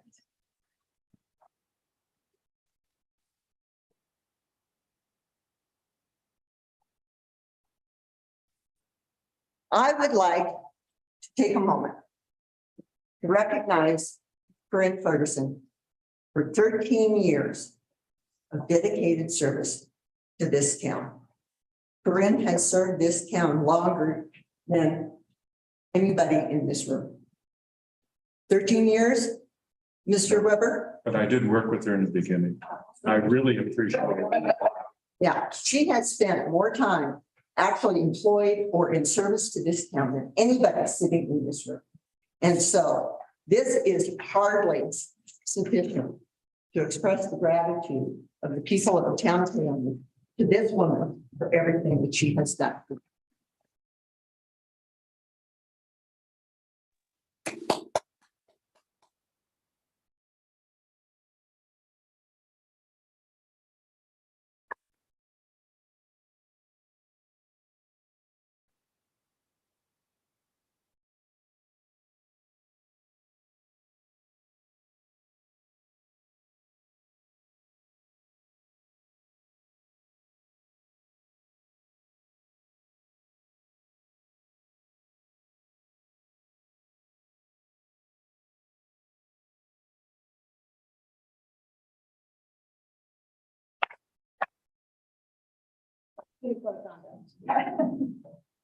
May you thrive in the future and all our love and best wishes to you.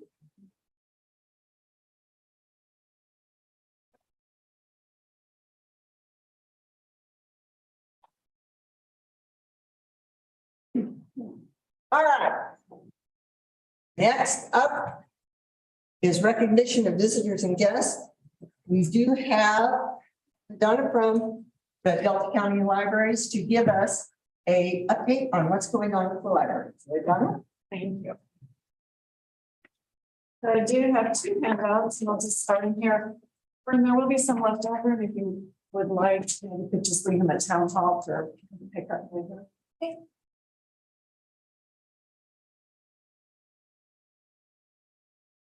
So I wanted to give a brief, what you're receiving is the 2023 proposed budget for Delta County Libraries. And then the other one is just a kind of a statistical information document and just some basic information about the library district with some of the data points that we use in evaluating our success, et cetera. And then just identifying on the back side of that page what our vote was the last time that the district went for a mill levy increase and the failure of that vote to pass, and then just current staffing levels and what we would require as far as operating 5 libraries. So again, the library district with our current proposed budget, we are running the deficit for 2023. The deficit, however, will continue to allow us to run 5 libraries. There was some concern, obviously, that we would be again closing libraries, but in 2023, we will not be closing 2 libraries. Our position is that we will continue with all 5 libraries. We are struggling, however, with our funding. The voters have told us twice no. They told us no in 2013 when we asked for a mill levy increase. They told us no again in 2019. And that is starting to come back now with rising expenses, and our revenue is staying flat. A year ago, we did succeed in freezing our assessment rate, and that did its job. Our property tax revenue stayed flat. It did rise just a little bit, but in that sense, it did its job. So that was a great success for us, and we thank the voters for voting in with that. However, we have still not been able to successfully raise our mill levies since the district went to 3 mills in 1997. Our mill has stayed the same since 97. Again, our struggles deal with right now, and the reason that we have reduced our hours in all of our libraries is due to our inability to hire staff and to retain staff. We are not alone as an employer in hiring staff and being able to retain them. And right now, until we can increase our staffing, the current hours will remain the same. Even though we have budgeted in 2023 to fully operate 5 libraries. That's not going to change until we can hire staff. We need more staff. Right now, we are trying to operate 5 libraries with 15 FTEs. We need 26.5 to successfully run 5 libraries. And that is indicated on the back of that one of the information sheet if you want to look at that.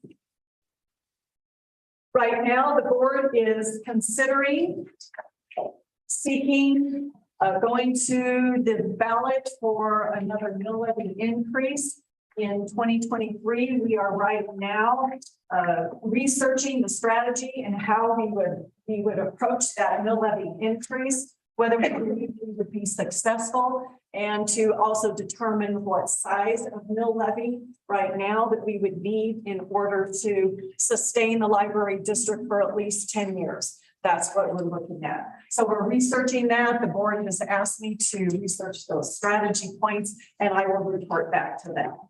So we are obviously considering that. The other part of what has been of concern to our district, all of the residents within the library district, is how is the Delta Library project impacting our budget? And what I can tell you is that the funding that we are using and that is being spent towards the Delta Library project is not coming from any of our property tax revenue, from any of our operating revenue. The funding that you will see on the budget, if I can point your direction, on the revenue side, you will see down towards the bottom of the revenue, capital outlay fund, $50,000. Let me explain what that is. The capital outlay fund is part of the sales tax that we receive from the county. In 1969, the voters of Delta County approved a 1% sales tax. We get 65% of that 1%. That 65% is distributed among other organizations. The library district is one of them. In that sales tax, part of that funding that we receive is dedicated towards capital. So we have been receiving this money since 1970, and we have used that capital to benefit all of our libraries at various times.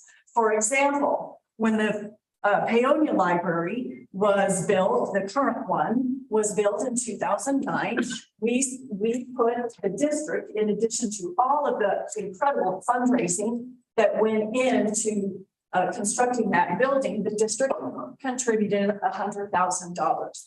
Part of that was coming from this capital outlay. So the capital outlay fund, the same way with the Crawford building, the same way when we've had to put money into the Hotchkiss building, etc. We use it to benefit all of the libraries, in addition not only to the facilities, but also other capital expenditures such as computers and furniture and equipment. So that money over the years has benefited all libraries. At this point in time, the Delta Library is a critical library. The Carnegie is owned by the city of Delta. The district does not own that building. And a lease agreement that was entered into several years ago in 2001, around that time, allowed the city of Delta the opportunity to, in other words, their responsibility was maintenance and to contribute to the maintenance of the building if they appropriated the funds. The city did not appropriate any funds. The library district over the years has spent hundreds of thousands of dollars through state historical funds. It is on the state historical register to Carnegie, and we have brought in hundreds of thousands of dollars to rehabilitate that building. In 2019, we went back to the city and asked them to help us to pay for upgrading the elevator. The elevator was 1984, the parts, we couldn't replace the parts. They did contribute money to that, but we still have to replace our mechanical systems. We have a roof that leaks. We have electrical problems in the building, and we have sewer problems in the building. So we asked for additional funding, as well as finishing and finalizing the last phase of the State Historical Fund process or project that we started in 2010. The city refused, and it was because they didn't have to. The lease agreement was benefiting the city rather than benefiting the district, but that is the lease that we are with right now. So in the negotiations of asking the city to help us out, the county recognized that the Carnegie Library sits right next to the jail. The county needs to expand their jail. They are out of compliance.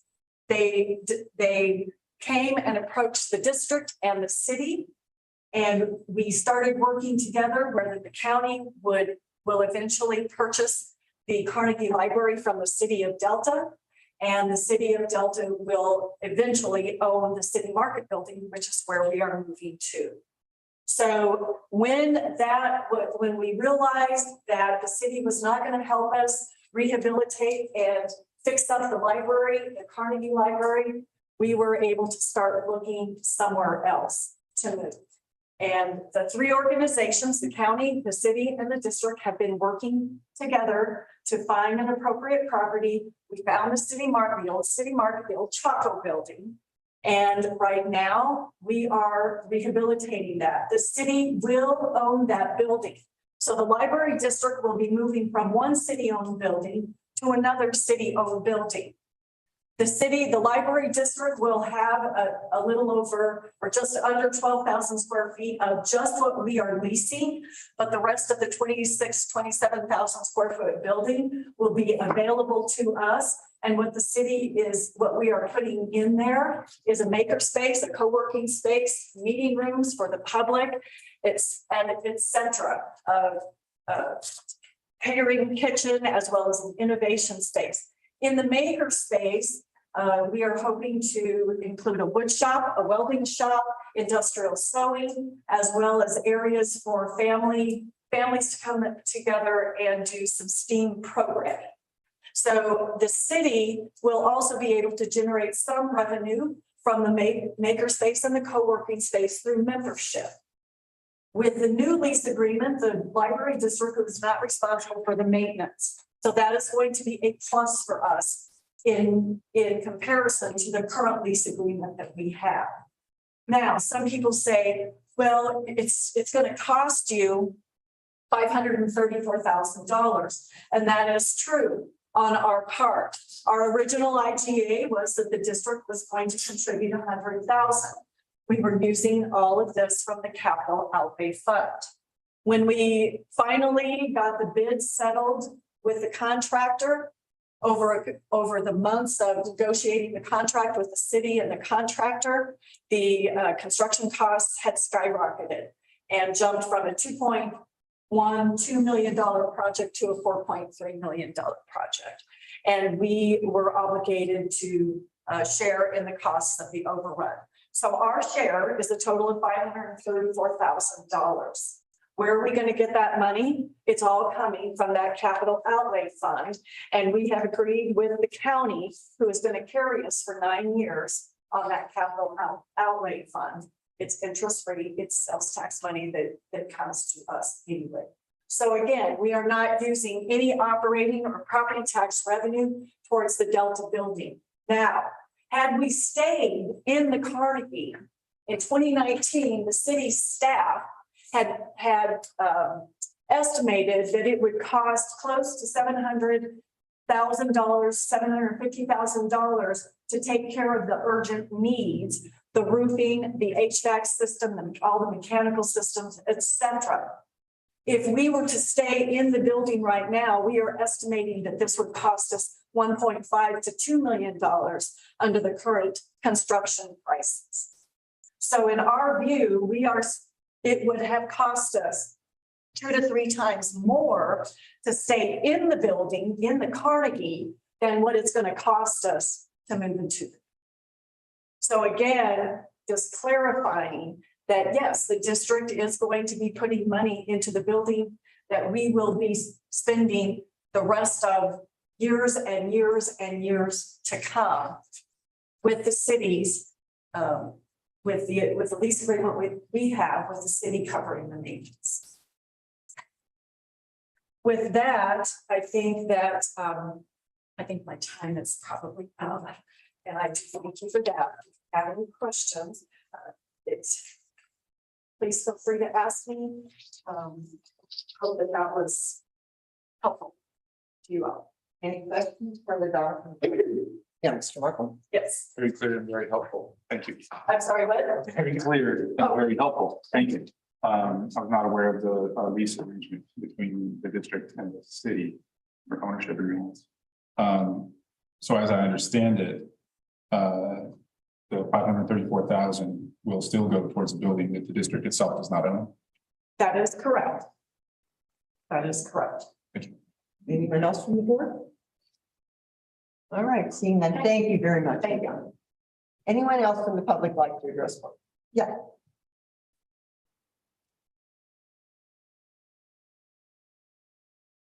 Hello, Amber, I'm living in American Avenue. So about 10 years ago now, I had the good fortune of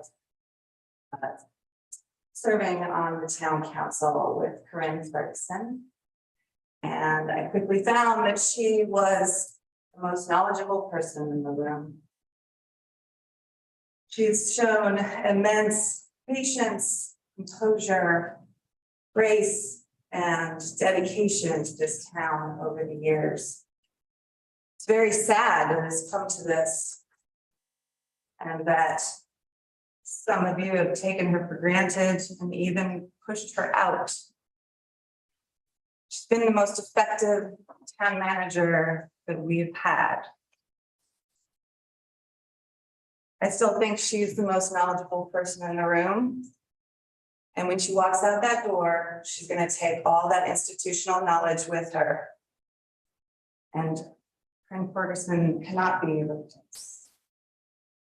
Thank you, Ms. Klein. Anyone else? Yeah.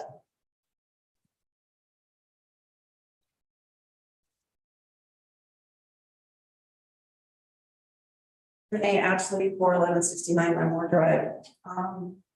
The first reason why I'm here tonight is to thank Corinne for her service to Paonia and for her husband's service to our kids as a police chief.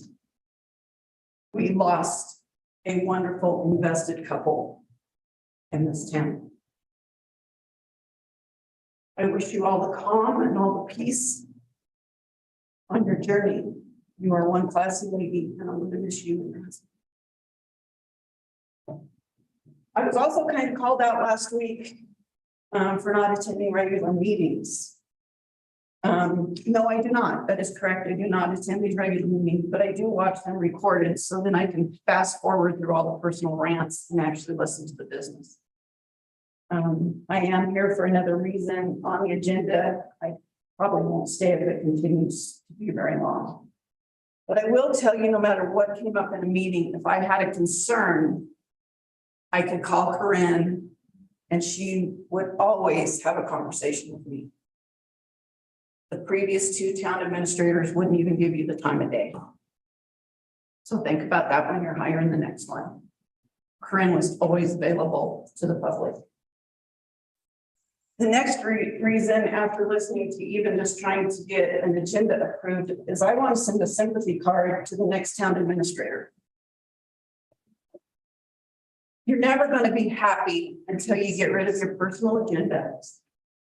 You're never going to be happy until you care about Peonia and you're not sitting there because you're frustrated. You have to do what's right.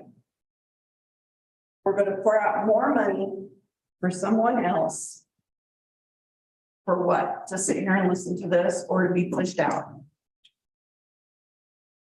I don't understand it. We have bigger problems on our hands than what we're sitting here barking over. It's time to toss everything in the trash and come together as a town. You have bigger problems on your hands. And the biggest one is you just lost her. Thank you. Ms. Madden.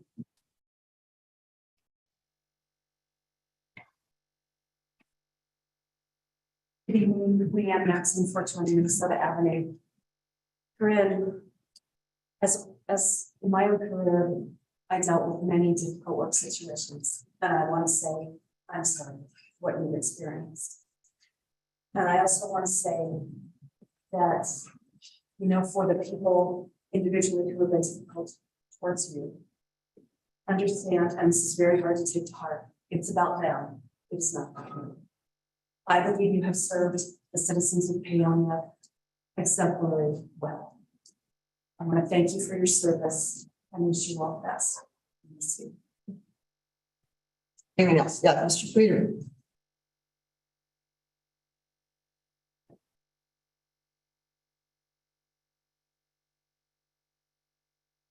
I too wanted to thank Corinne for serving to the town. I worked with Corinne back in the days when she was on council. And both as a trustee and an employee, I know Corinne to be very thorough. Back when the LED lights first came on the scene, Corinne was billable and was 2 full years trying to get our street lights changed. And ultimately, that whole project was blocked by our need to finish the water treatment plant with over and a half million into additional grants available to go for that, but Brenda had a lot of going after that month after month for almost 2 years. She's equally thorough as a town administrator. But the most important attribute a person can have is kindness. And Corinne exemplifies this. I suspect that had this council treated her the same, I wouldn't be here talking to you. I'm not saying that you don't disagreements. You can do 3 all you want. Just be kind doing it. And if you want to know how to do that, ask Corinne because she's been doing it. So thank you for your service to the town.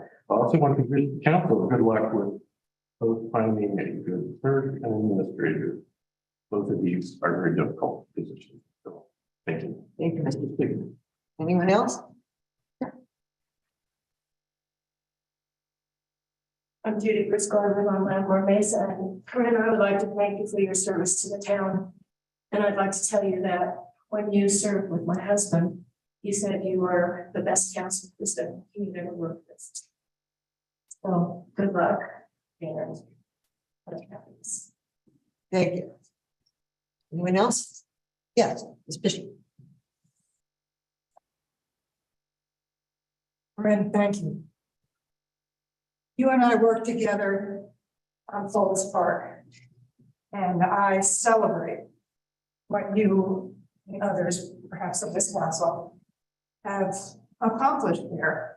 But I think it was your leadership that moved us all along, and I so appreciated that. I so appreciated that. Maybe I've not been as vocal a supporter of you as I should have been.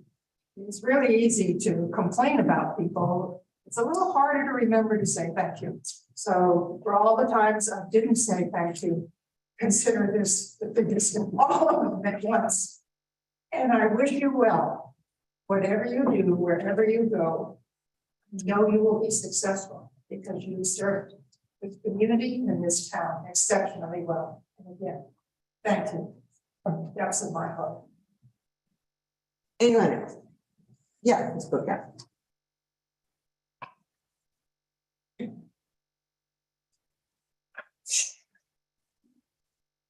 Lieutenant for the Orchard Avenue. I would also like to thank you for your service. Having been on the board and being brought on the board when Jane Berry was the town administrator, I watched Corinne do all of her work and never get any credit for it. And then we had an interim town administrator, Dan Dean, who Corinne showed what to do and how to do it and how the town works and where things are and who is who and how it works here. And never got credit for it. And then when we were in the position of hiring a town administrator, we had some great candidates. We had one really young, amazing woman candidate who wouldn't touch our town because she had just left a town just like this. And she said, I'm not going to move my entire family here because if this board decides to fire me, what are we going to do next? You all decide my fate. And I'm not sure if everyone is on the same page. So she wouldn't take the job. So we called it number 2. Same answer. I'm not really sure. Things seem really unsettled there. I just don't really know. So we thought we were on the hunt for the next great town administrator, and we got Ken Knight. And that was what we could get. And that was not what we wanted, but we really were stuck in that position at that point. And I watched Corinne do his job. And I watched Corinne make sure that things got done. And I watched Corinne step up and step up and step up and never be asked to be recognized or honored for it. She just did it because it was her job. And she cared to make sure that the job got done. And then she got asked to do the job. And then I saw people tear her down and say, she's not qualified. She doesn't know anything. She doesn't have enough educational experience. she can't do this job. She's been doing this job since Jane Berry was the town administrator. She's more qualified than anyone in this room. She has more knowledge about this town than anybody else. And the fact that that was discounted and put down and shoved out is really, really a shame. Because this person and her husband were so devoted to this town, and the fact that they got pushed out is sad. It's just as sad as what we're talking about with ADUs and people getting pushed out. People getting pushed out because they're not honored for what they do. More sad, in my opinion. So I wish you best of luck because you deserve it. Thank you, Ms. Booker. Anyone else? Yeah. Dave. Mike, I'm sorry. That's okay. Dave, you call me Dave, it's easy to get out of here. Corinne, I've got about a page or something, only 15 minutes. Fortunately, I don't have to say anything that I wrote out because everybody else has said what I was going to say about your ability, you're easy to talk to. And all I can say is that the problems that you ran into, you handled them very well. And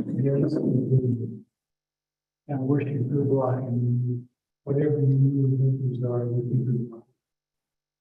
Right. Amy.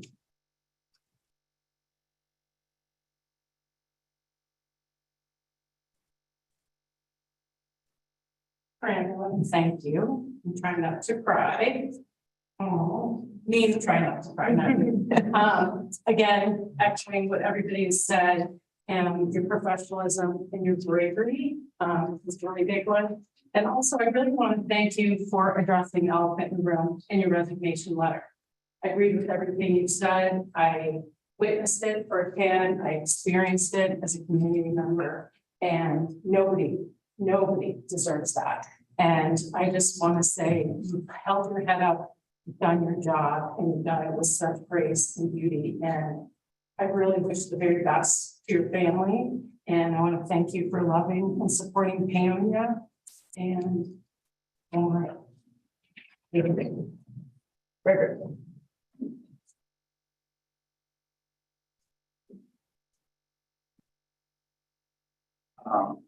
Thank you. And as Mike said, I think there are so many things I wanted to say that have already been said. I think to hear the history of Corinne and all the people here that have had so much time and benefited by all the things that she's done, to be in a situation that people that have not lived in this town for very long, that have gotten on board with an agenda, have gotten her or forced her to leave, basically, just by being so disgustingly inhuman in their treatment. It's been horrible. I'm so sorry you went through that. It is not fair. No one deserves that. And I think it's just an interesting way to look at where our town is. We have this person that's been here for so long that has all this information and knowledge and history that has been made to leave. And now we have this group of people now that's in charge. Right? And if you think that this was the face of the town when people came in and this is who they met, and now is this the face of the town? Because your reputation sucks. Okay? The way you present yourself, the way you represent the town, your personal agendas being number one is horrible. You're taking this town down. You've driven the best thing we had, the best hope we had to hold this place together and maintain some continuity from where we were to where we're trying to go, and you drove her out. So it's on you now. We're going to be really interested to see what you do, because I know there are certain people sitting up here that told me in so many words, sitting out here before they were up here, that Corinne had to go, and that was your agenda. Well, congratulations, you got it. Let's see what you do. Corinne, thank you. Sorry. Anyone else? Yes.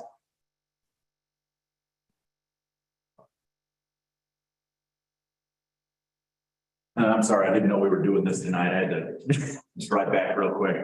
I didn't even think I had what to say. Just thanks for your time. Really appreciate it. Like working with you. Sorry to see you. Thank you. Anyone else? Yes, I don't know if I can do this, but I'm gonna try. On behalf. So, I hope that I can easily speak for the rest of the staff. There is nobody that has been as amazing a leader as Kurt has. She has taught me so much and taught me how to be patient and kind and graceful. She hasn't taught me how to public speak yet. I love her and I miss her more than anybody can imagine. And we're in trouble.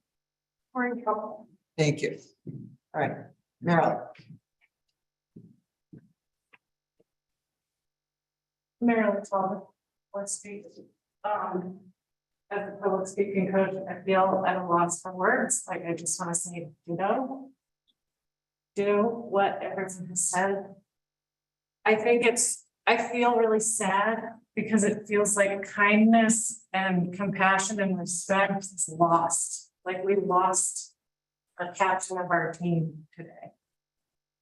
And disrespect, arrogance have won for tonight. And hopefully, I'm sad because I love Paonia, as I know you do.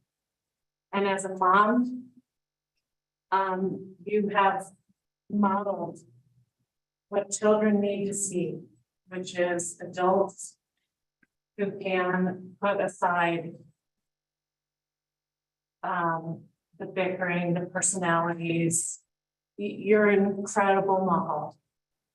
And your kids are lucky. And all of us in this room who are parents, and why we're often not here on Tuesday nights. Because maybe we're with our kids or we're working. It's not that we don't love Paonia too, but on behalf of everyone who loves Paonia and kindness, thank you for your service. Sorry. Thank you. Anyone else?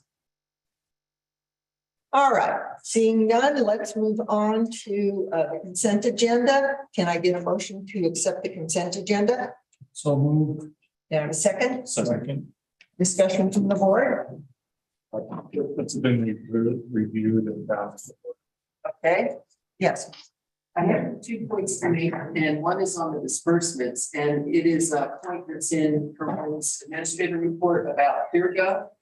And ClearGov, and we just approved $6,800 for a year subscription for that. So it would be great to talk about whether that is, if we're using it enough. So I just wanted people to know how much that costs if they haven't looked at disbursements. Okay. And then I wanted to also point out the advisory water committee appointment that right now with the appointment of Judy, there will be 2 out-of-town users. We still have an in-town user. We do not have the required 2 we have 2 out-of-town users and what is the water commission guy? What's he do? Phil. Sorry. Yes. Phil's he runs a water committee or a water company. We need 2 in-town residents on the committee because I do not think Bill Bruner he was accepted, but I don't think he's going to serve. So if we could get back up there that we need, and it has to be in town, the way the ordinance is written.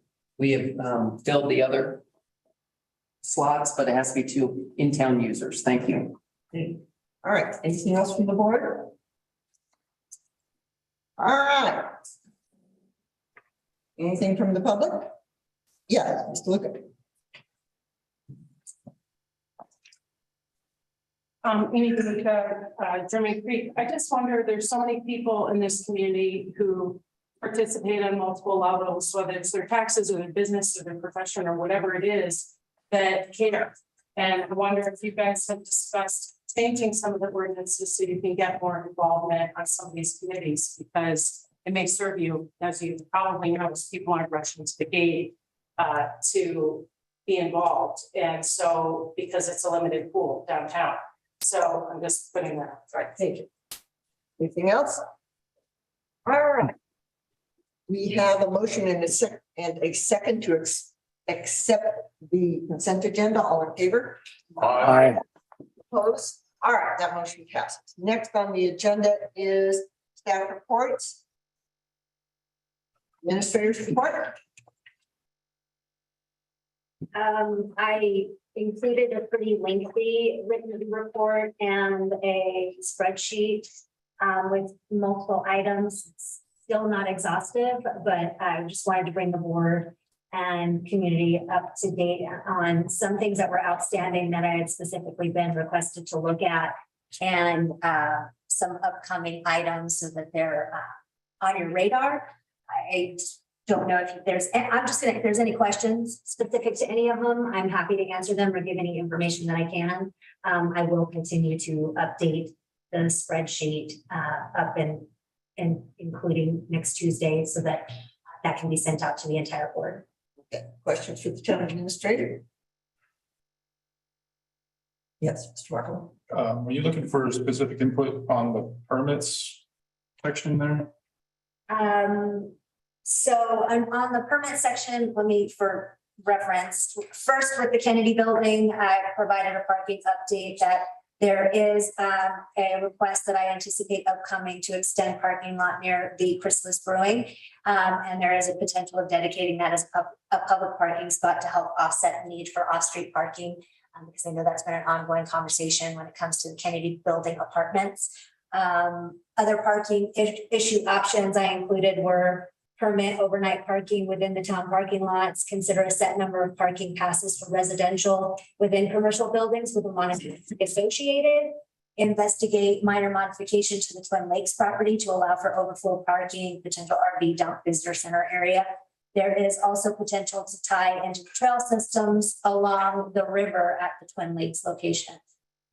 Individuals could offer transportation, rickshaw, e-bike rentals, town owned from the location, research vacant lots without water taps associated that may be converted to parking. There are 2 on Grand Avenue. I wasn't really looking for feedback specific for me, just really giving information of where it's at right now, and plan to leave this for the incoming administrator to pick up with the board and discuss what those options would be. Thank you. Mm-hmm. I don't know if you want me to go into the part about community collective as well. Okay. Can you just tell us what page you're on? Yes, we're on page 64 of the pack. Okay, thank you. Yes.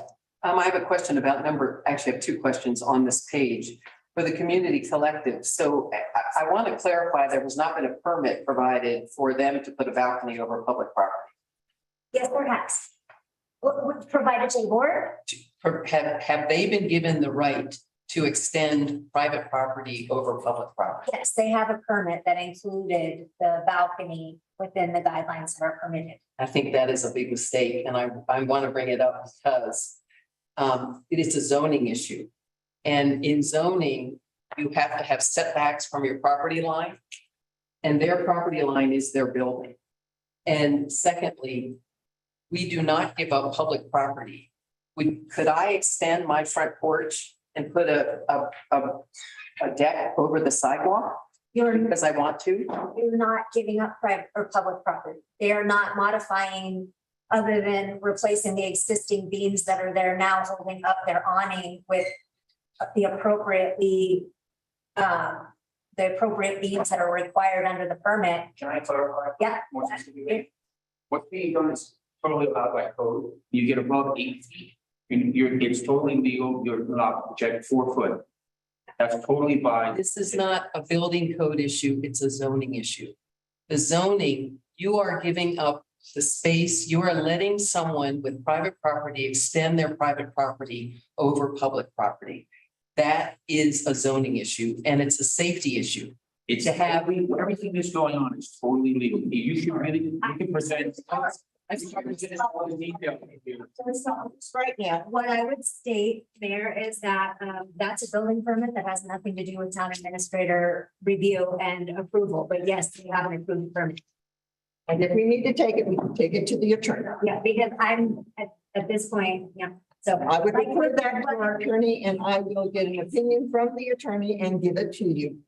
And so what, Ms. Smith. and so for the record on that as well, since I read from any building, what my opinion is on this is that The balcony, the only municipal code reference to balconies is within Article 5, Division 6, 16.5.530 in relation to a planned unit development.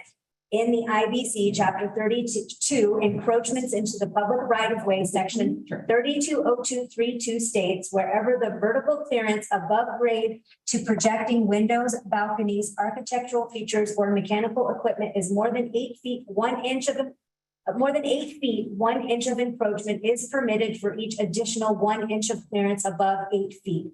But the maximum encroachment shall be 4 feet. The balcony as permitted is 12 feet, 2 inches above grade, which allows a full 4 foot encroachment. And so I get an opinion from the attorney. I have an additional question on another part of your administrator's report. Above on number 3, where you talk about Muni code.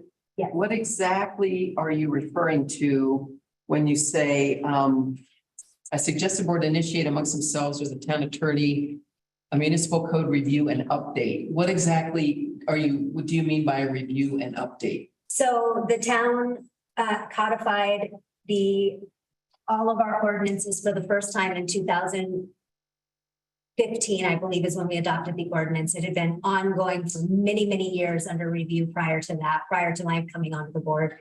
And it has not been reviewed for updates since then. So when you're looking at the code now online, yes, they publish new updates with new ordinances and they stick them in, but that's not an exhaustive review where you then go through all the sections and see where you have areas that are now in conflict because of where other rules have been changed or other laws have been incorporated. We've seen this come up many times over the last few years where an ordinance was changed and it had an adverse effect in another area of the code that no one considered at that time or wasn't aware of, as well as some small grammatical errors and interpretation errors, like the 70% of your lot has to be covered, not uncovered, things like that.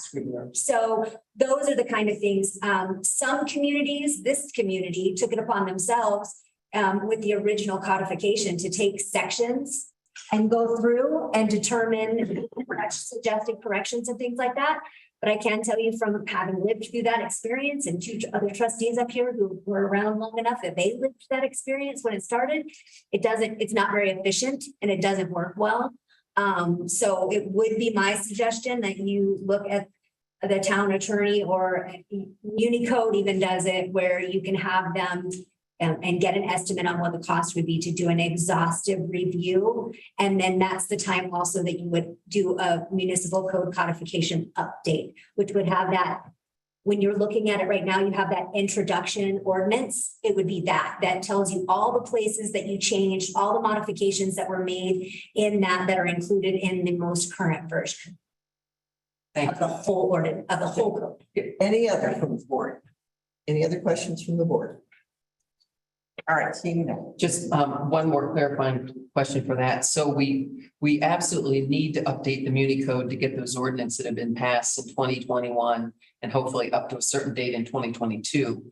That can be done without going in there with a fine tooth comb and looking for inconsistencies. Correct. Correct. So that can be done through Muni code. Yes. And a much easier, and that's the let's see, that's under number 3 as well, I think. Number 4. Oh, 4. Okay, thank you. Just to note that as of right now, all ordinances have been given to them. So that's where, when you first go on the online code, you see that long table that says ordinances that have been received but aren't codified, because they're not in that code yet, given their sections, and you can't find that ordinance referenced in the article when you start clicking through the articles in the full code.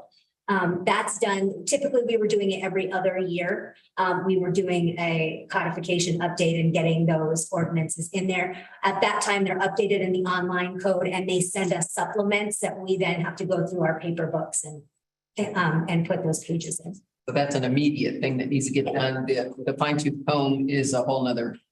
That is That correct. comes after. Yes, and I do believe we're budgeted to do a muni update this year. I just can't, I'm not sure if we continued it in or if we rolled it into next year, knowing where we're getting in the season. So we'll have to look at that. Anything else? Yes, Mr. Mark. Yeah, I want to say thanks for this spreadsheet, for the comprehensive. with the current projects and statuses. That's very helpful. And it reminded me that regarding the audit, we were waiting for a statement from Lisa. I think her name is Lisa, the auditor, regarding tools that we might use for subsequent years. Did we ever get that information? We've not had any follow-up from Lisa since the audit. Thanks. Yes. Mr. Jones? Please clarify. Yeah, I remember that she had a comment about basically the production of some of the information that was common for smaller municipalities. It was like we had to configure our numbers to produce the information. And she mentioned that there are tools to do that. They come at an expense, and I asked her what they were, but I never heard back. Okay. Anything else from the board? Thanks. All right, yes. I just have a question on your fourth entry in the table. And again, thank you for the table, very helpful. But I had heard about the SIPA micro grant. Was that, and it was awarded? Yes. And what exactly did the grant provide? The grant provides updates to our sound and equipment in here so that we can better involve people that are not in the meeting but are virtual. And I am going to update that also with the when the deadline for completion is, but I have given the documents, and SIPA grants are really simple. It's 2 pages, 3 pages. It's this isn't a reimbursement grant. They actually send the funds. We expend the funds and then we report how they were expended and just basically tell them thank you and this is how we used it. And they add that to their reports moving forward. And so it's been given to the ad hoc IT, which is trustees Valentine and Markle. And I wondered if it was what you two have been working on. It is. Okay. And it's $6,500. All right. Thank you. All right, if there's nothing else from the board, we're going to move on to the public hearing.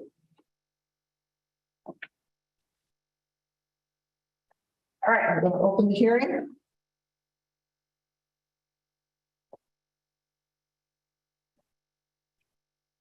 Yeah, I've got some row here.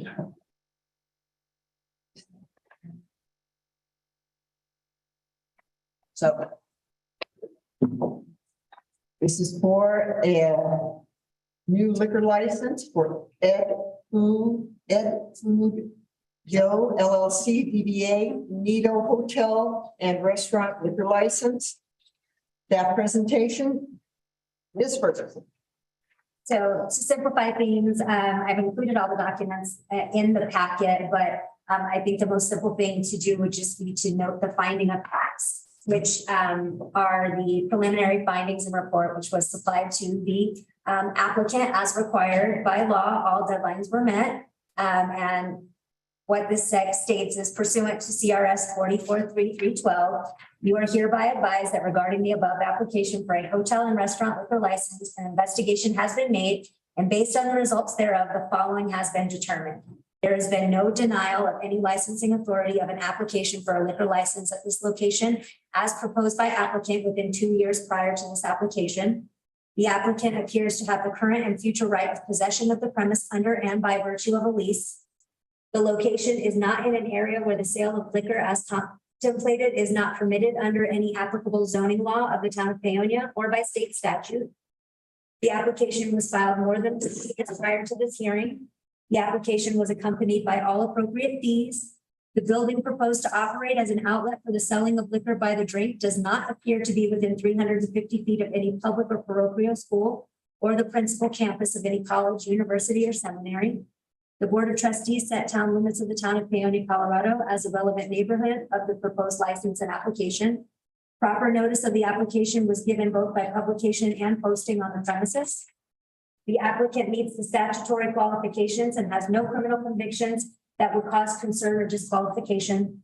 The character of the neighborhood is commercial, suburban, and business. There are similar outlets within the established neighborhood with 2 retail liquor store established licenses for sale of carry out for consumption off premises, 4 hotel restaurant liquor licenses, 1 tavern license, 1 beer and wine license, 1 arts license, 2 lodging and entertainment license, and 2 wholesale malt liquor licenses issued within the town of Paonia. The proposed outlet is for a hotel and restaurant license serving by the drink, and the layout and floor plan of the interior have been presented.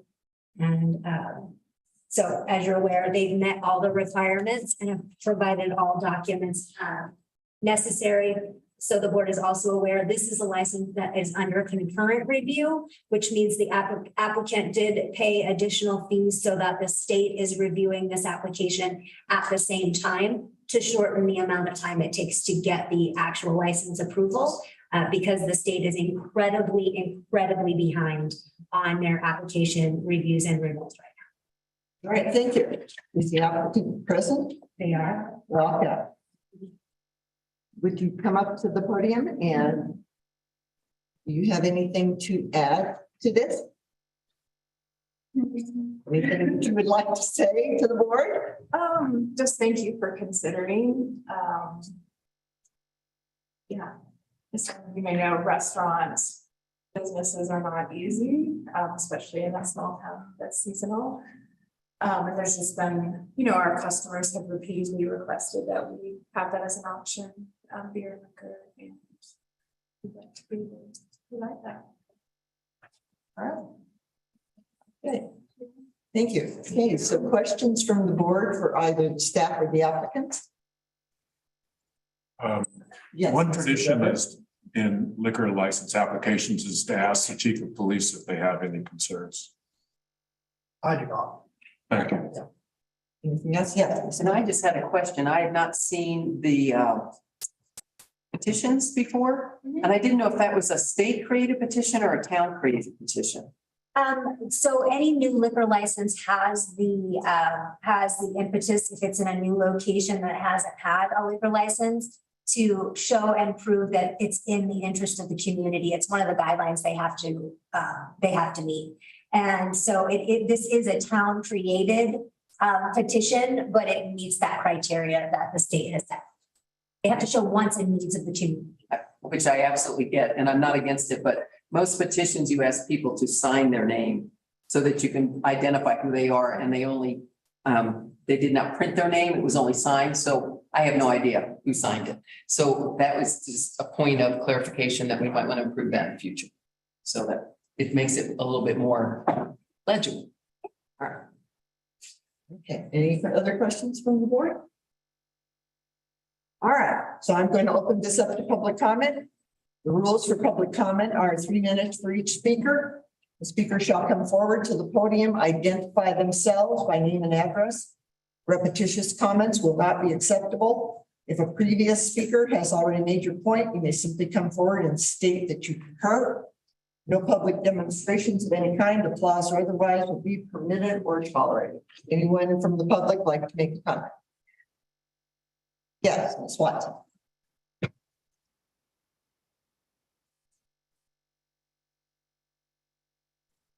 Suzanne Watson, 2nd Street. First, I want to speak to the petition. If you read the state statute in Title 44, it's for residents of the neighborhood. It's not for people who live in Hotchkiss. It's the ability for residents, people who live in the neighborhood, to comment on what's going into their neighborhood.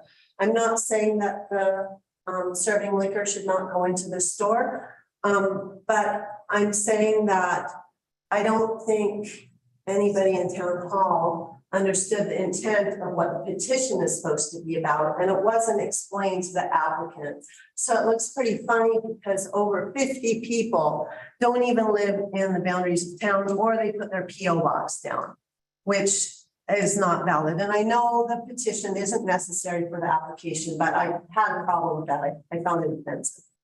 Other than that, there's a dispensary sign hanging on the side of the building, and that's not allowed in our sign code. Store signs have to be on the building. Excuse me, Ms. Watson, that is not relevant to the. This is very Mary, and it is because it's a hot sign on the liquor store building. And I want to know This is not acceptable But why is it not acceptable? because we are discussing a liquor license. We are not discussing a pot. I'm talking about their building and their signage on the liquor store, and that's the problem, Mary. Watson. I'm talking about the liquor store building. Yes, Miss Watson is out of order and Why? we I'm I've talking already about, explained. what building are we talking about?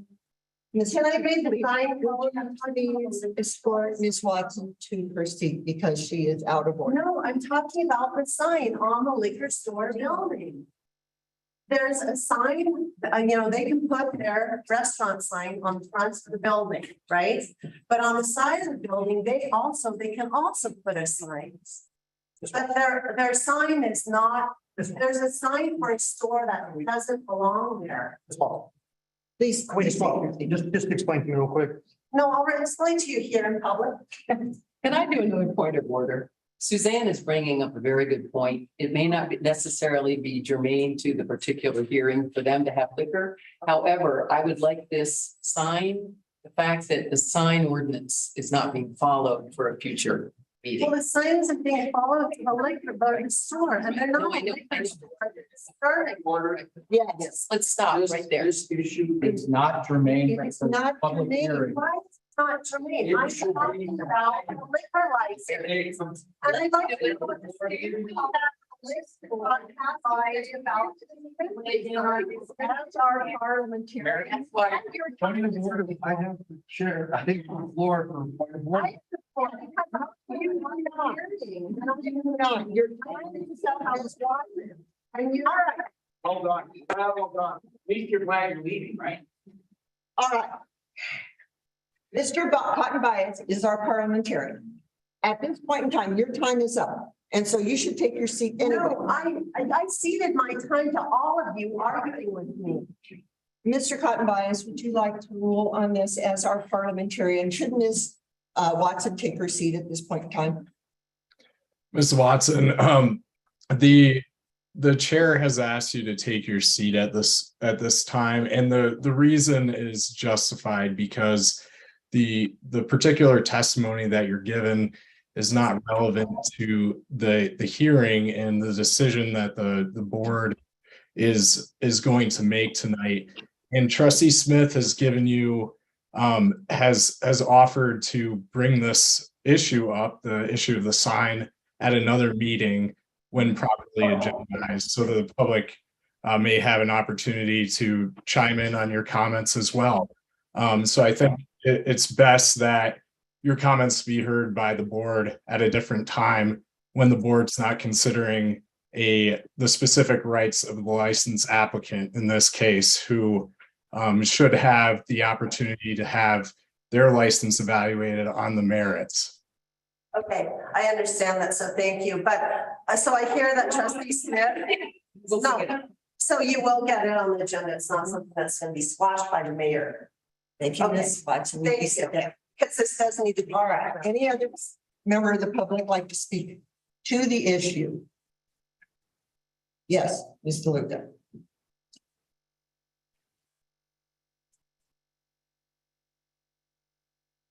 Maybe look at German Creek. I just want to support the petition for the new liquor license. It's really hard to have a successful restaurant in this community. And these folks have come back on a second round to expand. And as we all know, we're really short on restaurants here, and bar sales tend to really make or break your survival. And they're great folks, and I'm really happy to hear that this has come before us. I didn't even know it was going to be here tonight, but I also want to just acknowledge the perseverance of bringing the great food to Paonia. So I just want to have. Thank you. Anything else from the public? All right. I am closing the hearing. All right, deliberation by the Board of Trustees, discussion between the board. All right, seeing no discussion. Does someone want to make a motion to accept this? Liquor license. Do I have a second? Second. Yeah. Oh, Mr. Knudsen. Thanks, Madam Mayor. First of all, I wanted to note that this is exactly how we want to do economic development. Ed has started out in a food truck and has moved now to become a brick and mortar business in town. And I want to thank him and Lindsay for coming forward. They're also helping us with a serious social problem. As Edward Abbey said, any town who has more churches than bars has a serious social problem. So I want to thank him for helping us with that. All right. Do we have a motion? Do we have a second on that? Second. Discussion from the board? All right, all in favor? Aye. Aye. Opposed? All right, that motion passes. Congratulations, you have. Motion that we adjourn for 5 minutes You and have a second? we've been at it for 2. Second. Yes, Sure. well, I'm just a little concerned. I didn't realize with the approval in terms of next steps. I've certainly seen us through this process, just who. Someone talk to me after, I'm here still until next Tuesday, and I'll give you the next steps and what to do. Are you? All right. All right. You have a motion and a second, all in favor? Aye. All right, back at 8 o'clock.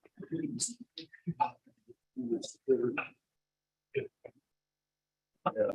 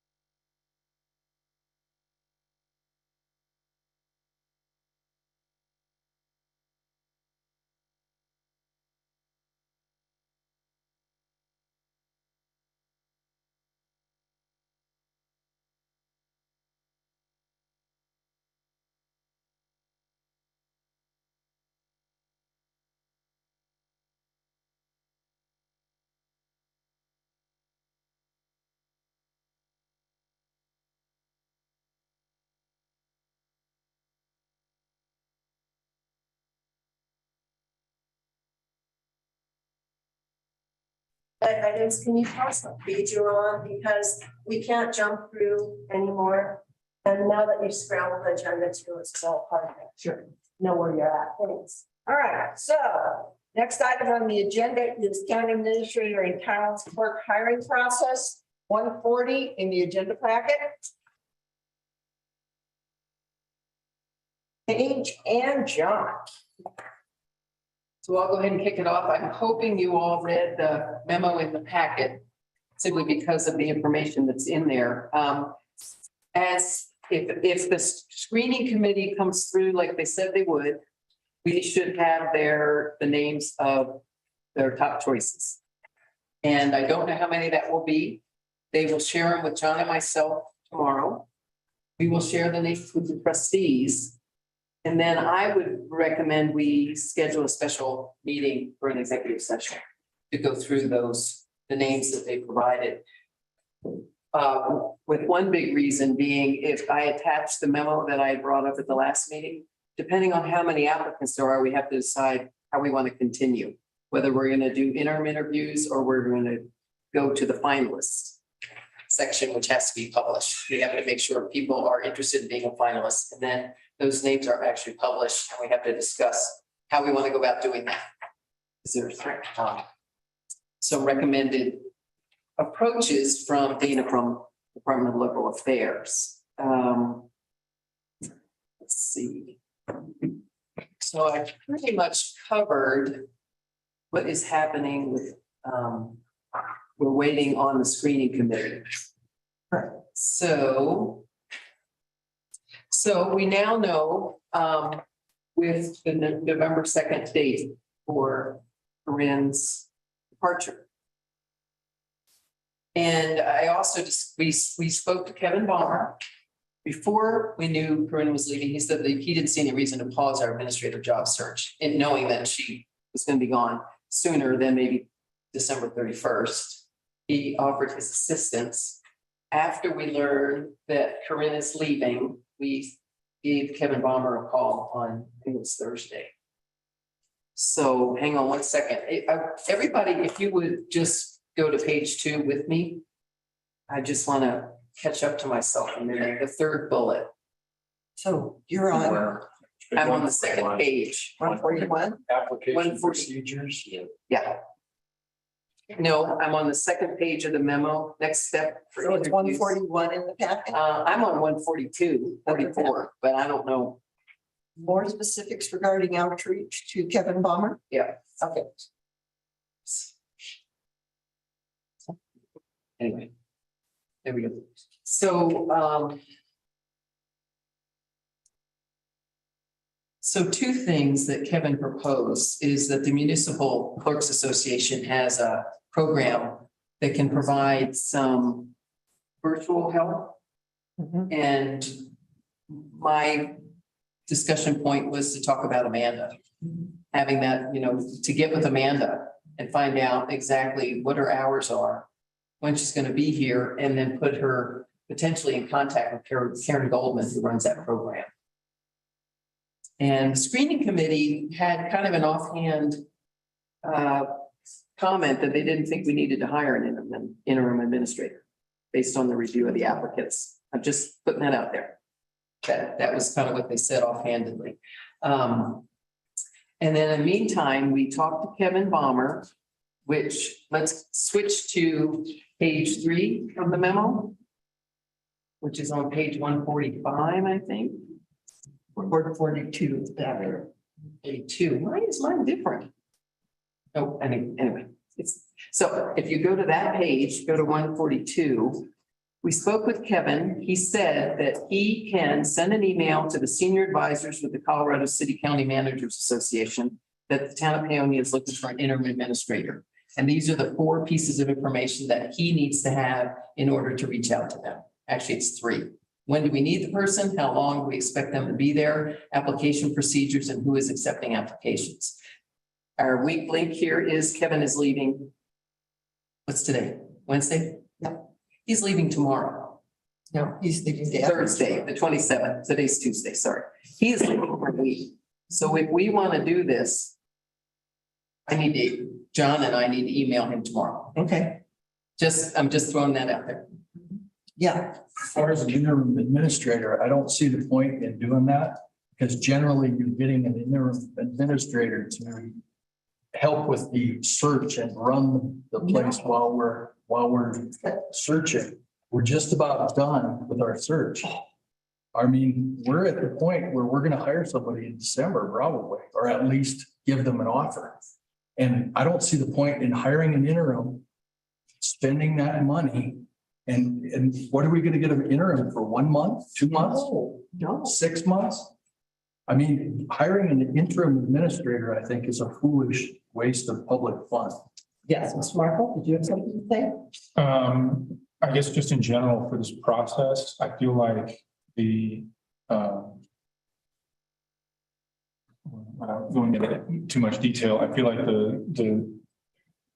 what we'll see tomorrow, I guess, I hope, will be beneficial in choosing our direction. So making any speculative, judgments right now about how long it might take or what we're up against. I don't know if you all read through the applicants. Hopefully, yes. Okay. So I expect that we'll be able to make some firm decisions rather rapidly. But we'll have to wait until tomorrow. And the comment about not needing an interim, my take on that was very conditional.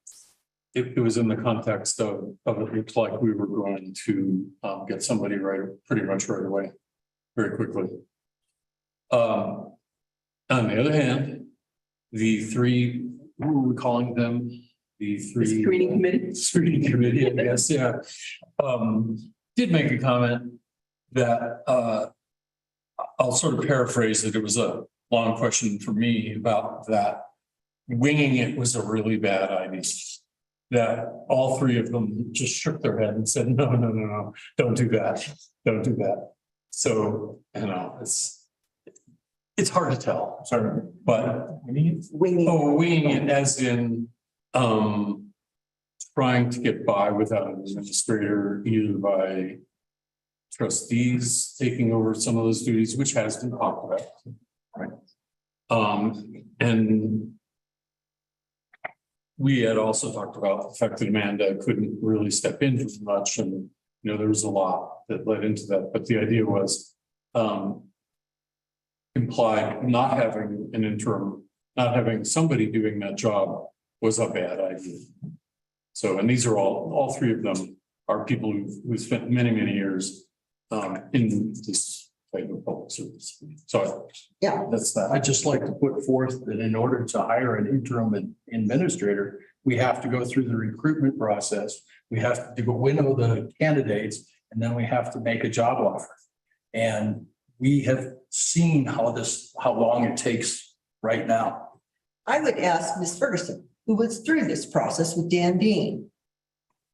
How long did it take to hire Dan Dean?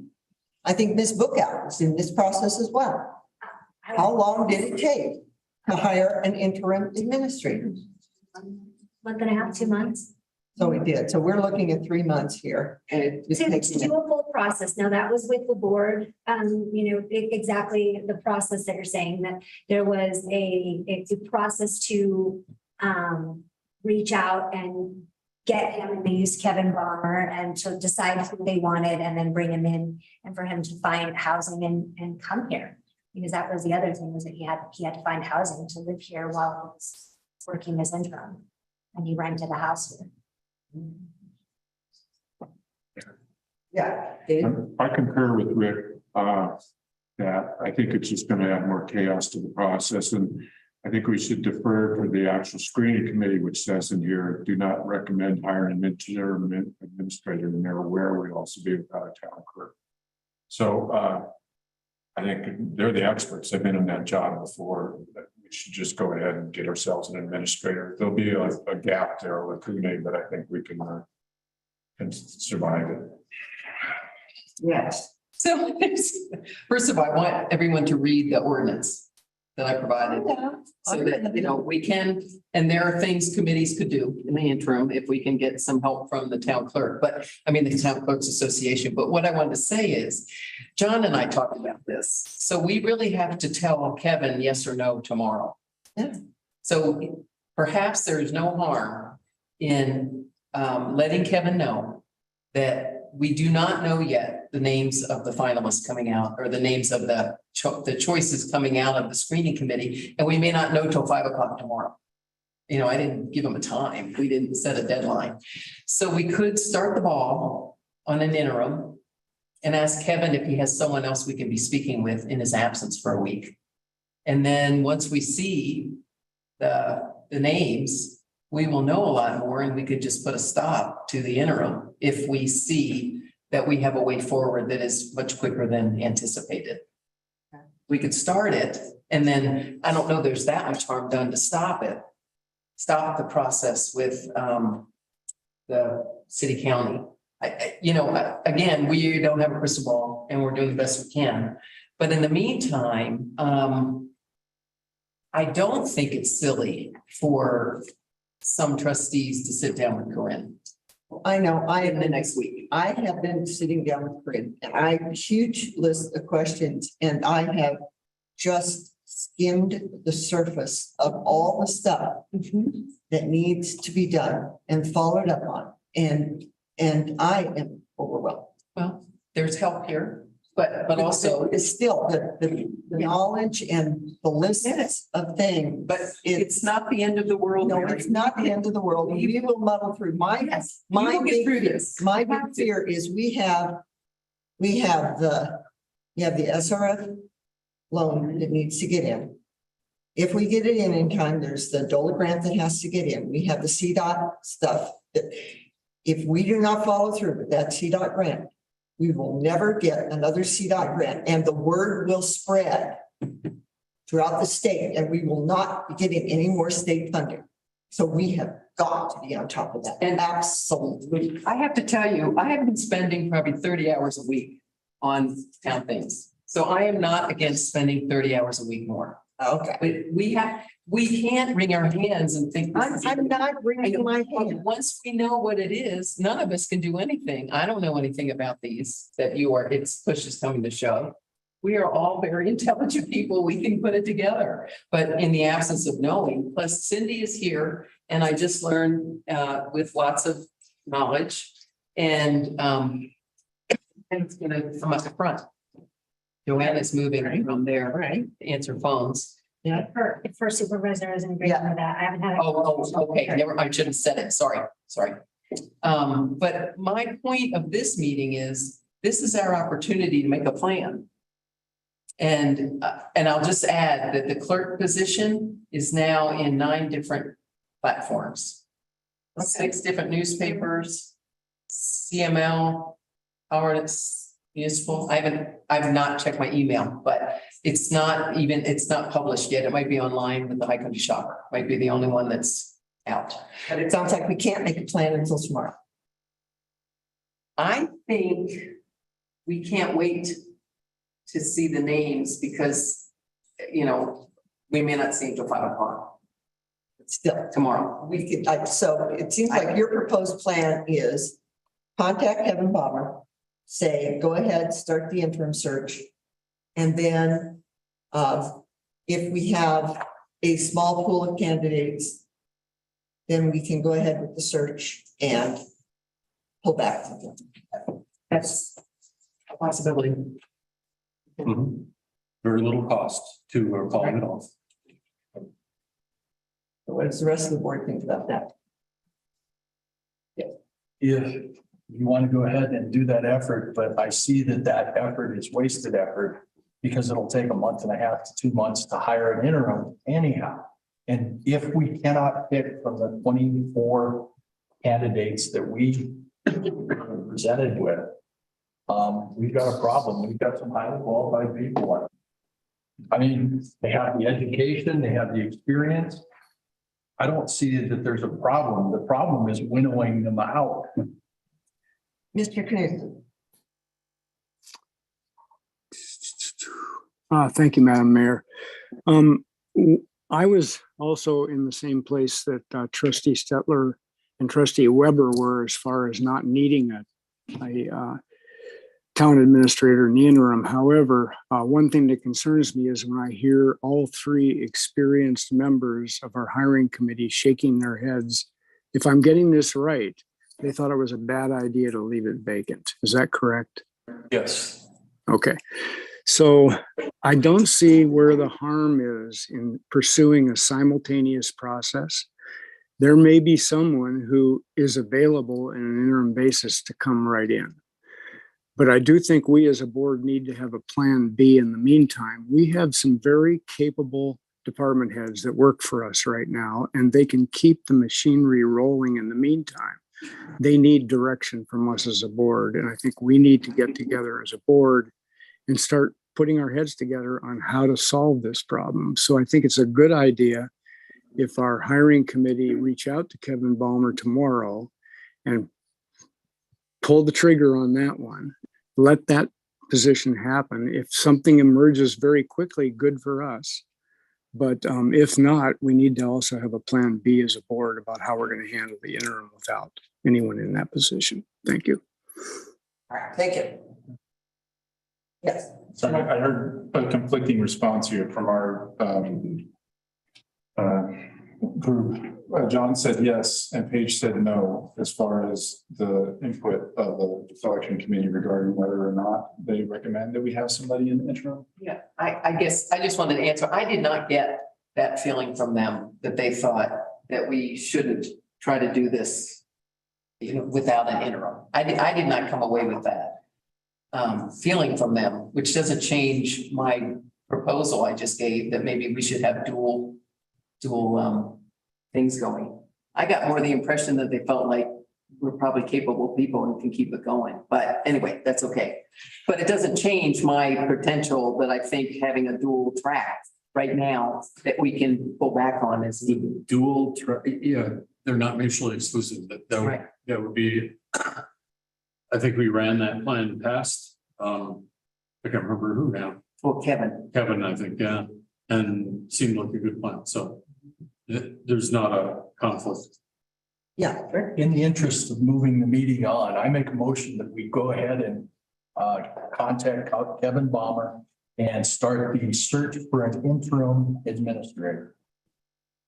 Okay, second. Second. All right. Any further discussion from the board? Should we tell them that we may pull the plug at any time? I just don't like to hang people out to dry like that. It's part about being polite.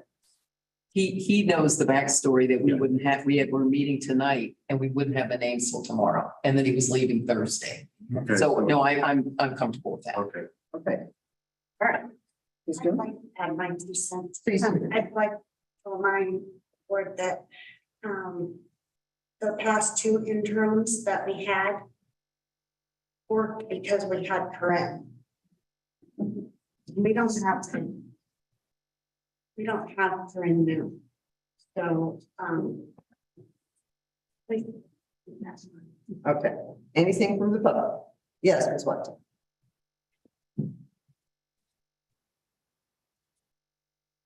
So I like, perhaps when you talk to Kevin, I'm kind of wondering what the word interim means, because in the past, it's been someone who's been here for 3 months, helping us hire an administrator. And it took time to hire that interim as well. And so what does Kevin actually have in mind? Does he have some like emergency coordinator interim that can come in and spend 2 or 3 weeks here? Is that what he has in mind? Because this is not the type of interim we've ever hired before. And that's what it's almost a little unfair to the candidates who have applied to start stringing them along more with this, it sounds like it could be strung along. So just to make sure that that's clear that you are moving forward with the process. But I'm unclear about what the word interim means. And you remember, I was a board member too. And I was there when we hired both of the interims. And so I'm a little confused. It wasn't like an immediate thing. And also interims are a lot more expensive. You have to budget more money for that. They're a lot more expensive because they're interim. Thanks. Take care. Anyone else with them? All right, seeing none, we have a motion and a second to contact Kevin Balmer and begin the process on it. All in favor? Aye. Opposed? All right, that motion passes. All right. I'd like to make a second motion. And it is, let me think about how to word this. Let me back up. We can't just leave tonight and go, okay, we're fine. No, we're not fine. We have to make a plan of, I need to know what you have going on, Mary. We need to know that, and I can help you as helping with grants. But I believe since we have got to make a plan, sit down, Corinne, to get a download, or you share your download with the rest of us in an executive session or something. But we only have till Tuesday, and we don't have a clerk. And I don't even know how long Amanda's in the office. I would love to see two of us with Amanda sit down with Corinne for 2 hours. Yes. So to give some of that information, Amanda currently is working Fridays, Mondays, and Tuesdays. She works full days. She does have to jump in and out for a few, take some breaks to check on her baby and those kind of things. But she is there on those days. There are, again, I had a conversation with her today about her level of willingness and comfort to do some of the clerk duties that I retained. And the answer to that was no. She is not comfortable in some of those situations. So I have divided a little bit what the plan is. So what I've been doing is Amanda will come to the meetings and will be available into the minutes. The minutes will be reviewed by another staff member for a review of the way that they're written. Sam is going to sit with me and the mayor on how I formulate and create the agenda and the packet in the municipal software. So using our technology that we pay for. I've also, in the meantime, not included in the packet, gone through all of the meetings through the end of January and noted every single thing that I know has to be on those agendas as far as required items like the resolution for the budget, the mill levy, setting of your notification place at the first meeting, all of those things. I've already started a spreadsheet and laid all of those things out, which we're then going to backfill in with the items that I know are upcoming. I am going to sit with Sam and Mary also next week and completely formulate and create the agenda, go through the entire process for the meeting on the 8th so that we can walk through that, and there's a step-by-step guide as well as the contact for the direct contact who they would need if they have any issues on community code, and they're using that. I am creating a complete spreadsheet of names, numbers, contacts, addresses that I plan to provide to the mayor for anybody that I have in my address book or in my cell phone that board members may need or there may need to be someone. I've already contacted the IT department with Phones Plus, told them effective immediately November 3rd to change all passwords to all of my items and to do not, of course, not don't shut it down, but just change all the passwords and remove access so that it can't be accessed through any remote access, nor can it be accessed through Office 365, which is the online sign-in portal. And so the emails there will be a forward put on those, and the emails will be forwarded so that staff can continue to go through those emails and address things that are coming up there. I've notified CIRSA and I'm in the process of updating CIRSA with who needs to be the contacts for any claims, any open claims, also for insurance renewals. There's 3 optional insurance renewals on the next agenda. You got 2 public hearings on the next agenda. There's more, and I'm happy to keep doing that. I'm happy for board members if they want to come in and sit and just hopefully have an idea of what it is you want to know. Otherwise, you're coming in that moment and it's just going to be what I'm working on or what's in my head. I would kind of like to sit in when you sit with Mary and go through the agenda. Creation of the agenda. Okay, I haven't. And I'm only, and that's the board can say yes or no. I'm only saying that because I think it's a good idea to have a second person know this in case everyone else fails. I really hope that doesn't happen. All right.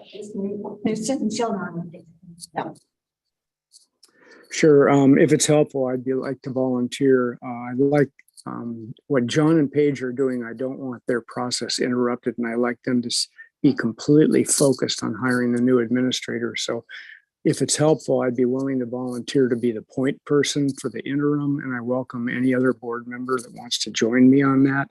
So there's two of us looking over the interim process, but I'd be a point person for Kevin as far as contact, if that's helpful. Did you have something you want to say, Mr. Marco?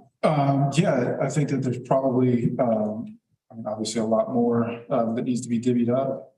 And I'm not sure what the best way to do it would be, if it's just based on time or interest or capability. But you mentioned SRF loans. I'm working with Cindy on that. Okay.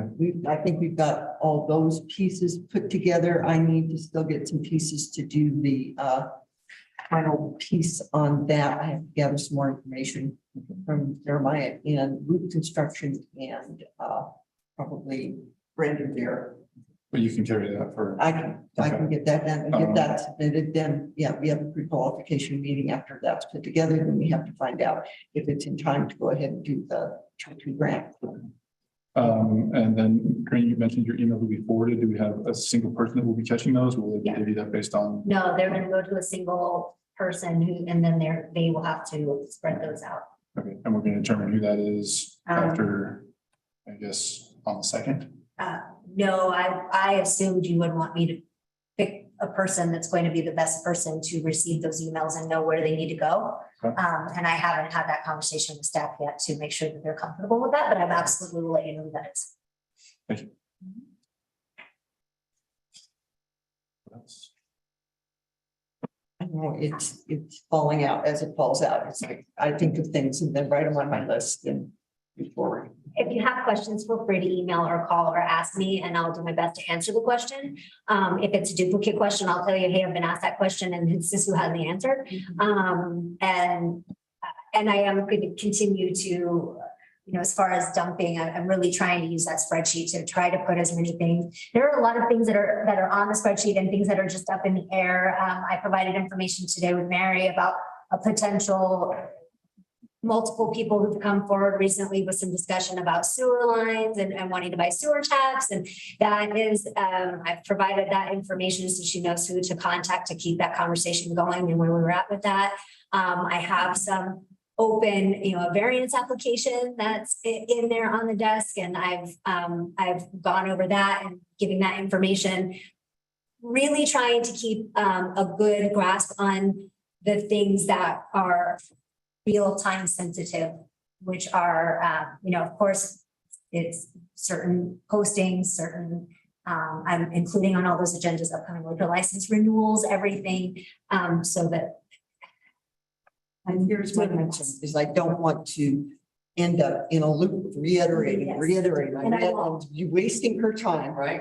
I won't reiterate. Yeah. I'll just So say, we don't end up. I don't have any questions. You keep looking at me, but I honestly don't have any questions to ask. But I just want to make sure there's enough people that know enough stuff to keep going. Because who is going to answer a public records request if Amanda's not doing that? Amanda can do. Okay, so she'll do that. Yes, so those certain parts of it, public records request, Amanda knows how to do liquor license renewals and special events. She doesn't know how to do a new liquor license application, but I have given her the documentation on how to, we have step-by-step guides that really walk you through that and contacts, and I've given her that. She is aware of Karen with elections and so she has those bits of information as well. She has elections manuals. I've given her those things. Those are the things that are my biggest concerns are those are the things I didn't hand away. I kept Cora, I kept elections, I kept new liquor licenses. Of course, anything that had to do with variances, special reviews, anything like that, because those are more received by clerk that are administrator duties. So I didn't hand any of that off. I just did those myself. So, yeah, Mr. Markle. Yeah, I guess the two prongs of this, of course, are the administrator, which I feel like we have a pretty good plan for, and the other one is the clerk. Yes, which I'm is- most certain. Yeah, exactly. My concern, because I think that's a lot more boots on the ground type work. And the more likely job that will be disruptive to our community. So I understand that Amanda's not gonna be not interested in stepping up for that. And we do have an ad out. What's our plan? In the meantime, to step up to it, yeah, Mr. Goldberg. We have the Colorado Municipal Clerk Advisor Program, and we're gonna have to use that, and it'll probably have to fall on staff.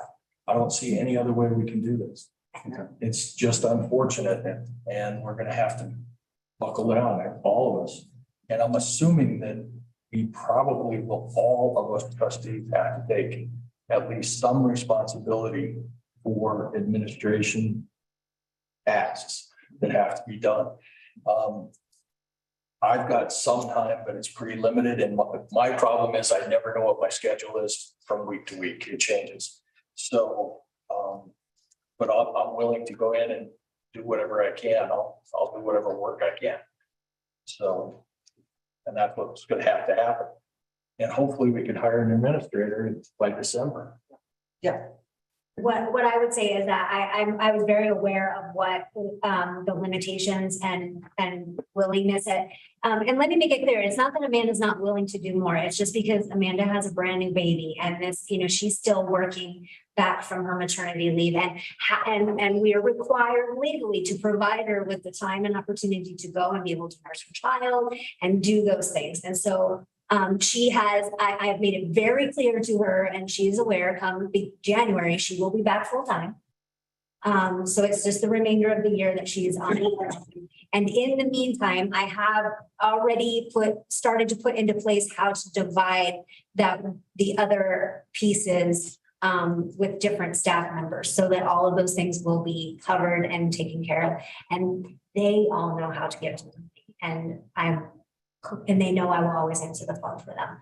So that I'm gone, but I'm not on a desert island as much as I would like to be. So I'm not, if they have any kind of question or running into anything, I will be there to assist them the best that I can until we get a clerk in. I know this just occurred to me, and I know how much the public hated when we did this, and I know the board is not overly supportive, but under the circumstance, the biggest piece of advice I could give to you would be a willingness to allow them to have one day that they don't have to be open for, even if it's only part of the day, so that they can not have interruptions coming through. They can get paperwork. I think Fridays are always the best, because that's when you want them to be getting that packet done and making sure that you guys are getting your information so that everybody's moving smoothly. That is really a big suggestion, even if it's just until you get a clerk in or an administrator in. I highly suggest you let them have Friday to be in office. Doesn't mean they get to take the day off, but that they're in office working on work. Yes. That's just a thought that just came to me, but I would really suggest that. Okay. Mr. Markle? Yeah, one other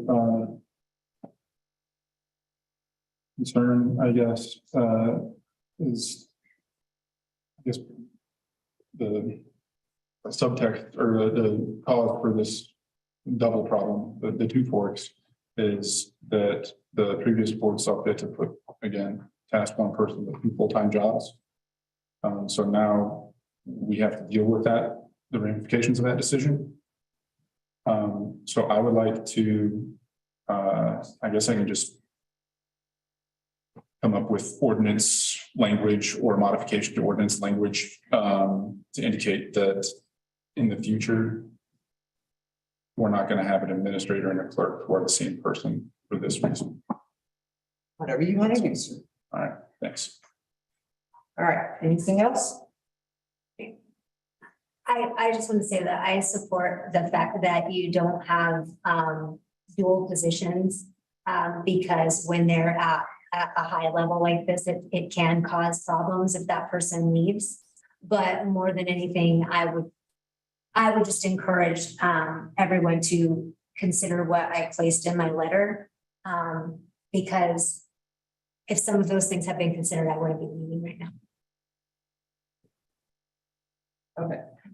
All right, let's move on to, I just have we don't have a motion on the table. Public is not allowed to comment without a motion on the table. So we're moving on to the general contracting engineering request for qualifications, second review. So we got the some other reviews, and now we got. What page are you on in the packet? Oh, we are on page 118. But we were doing the ADUs, missing something. Oh, you're correct. It was 80. You're right, 103, 103. I am sorry. All right, ADUs. So we have the ADU summary. We do have a proposed ordinance that was brought forward and that we have looked at before. I think the only controversial piece that was even brought forward on this was one piece about the extension of the water lines. And that was the piece that stalled this the last time this came through. And I have spoken to our attorney about this, thinking that if we wanted to go ahead and pass this, we could, with the caveat that it would not go into effect until the water moratorium was lifted, which would give us an ordinance that was already in place, ready to go, and that would lift the water moratorium, then the ADU ordinance could go into effect. But yeah. In that vein, we have to change our entire zoning ordinance to allow ADUs in R1 district. There's also requirements that we notify the neighbors because it impacts the neighbors. There's going to be parking issues, et cetera. And I don't see anything in here to include parking issues. There needs to be off-street parking for each unit, as well as the main unit in the house, in the on the lot. Because what we have is drive down Oak Street sometime, and with the ambulance, if somebody else is there, we're stuck. We can't go through. They can't get two cars through. And it's very likely that that will become a problem throughout the zone, the entire zone. So we need to deal with all of the issues, and as well as we have water users, and one of the ways we pay for our water system is that we charge a water tap, and that money is I guess just put in the kitty for maintenance and expansion of the system. And what do we need money for more than anything else? Maintenance and expansion. And whether we charge them a full water tap, or we decide that because it's an ADU and it's 1 bedroom or 2 bedrooms, and it's a lesser amount, we have to make all those decisions.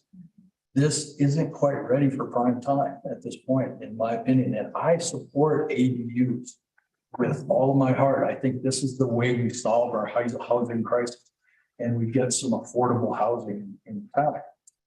But we have to do it not just willy-nilly. We have to dot the i's and cross the t's. Thank you. Mary? Yes. I don't think we should actually pass an ordinance, but we should have one ready to go. And we had the same issue with marijuana where we took it to the voters, but we had an ordinance ready to go. So if the voters said yes, roll it out like that. So also Suzanne Watson's comment that we are possibly getting a grant to help with housing. We would have All we're getting the grant for is to do a housing needs assessment. analysis, but that information could be important to an ADU. So I think, yeah, we should probably walk through the ordinance, but not fire. It's my feeling. And as to concerns on it, Ricky mentioned parking. The ordinance does say one parking space off street for the ADU. And the issue you have on water taps is that the problem with the ordinance is the word water tap has two meanings. One is an actual physical connection to our water lines. And the other one is what incurs a base rate, which now we call a water unit. So ADUs, they don't necessarily, we have to discuss whether they should actually purchase a tap, but at the very least, they need to be charged a unit fee. So that. And then the final issue, of course, what you brought up is the moratorium of the water first, ADUs second. We got to solve the big problem. That's all. Yeah. And I just want to say, I don't think this ordinance is ready for prime time either, because I'm afraid there are inconsistencies in this ordinance with existing ordinance that has not been looked at, and we're going to create a lot of cross mess. I think it needs to be looked at in a wholesale way. Because I think our current ordinance is a little confusing because now it's talking meters and not taps. And I don't understand what the difference is. And this is just going to add another level of confusion. And second, I want to point out on page 103 in the preamble that came from the GAPS committee, that they understood that the moratorium said you couldn't extend a line unless there was already water. When we built our garage studio, we did not extend a water line to it because it would have precluded, it was precluded by the moratorium. I was not confused by what the moratorium meant. It meant I could not add more usage, put more pressure on the water system in terms of gallons being used, which is exactly what it says here. And this was December of 2020. So my point being that I think we all understand what the moratorium meant. It may not be being followed, but we knew what it meant. And I think we need to be careful that this ordinance is going to get us in a bind where that is going to be ignored. That extension of the water line, regardless of the definition of the water line, we all know what the intent was.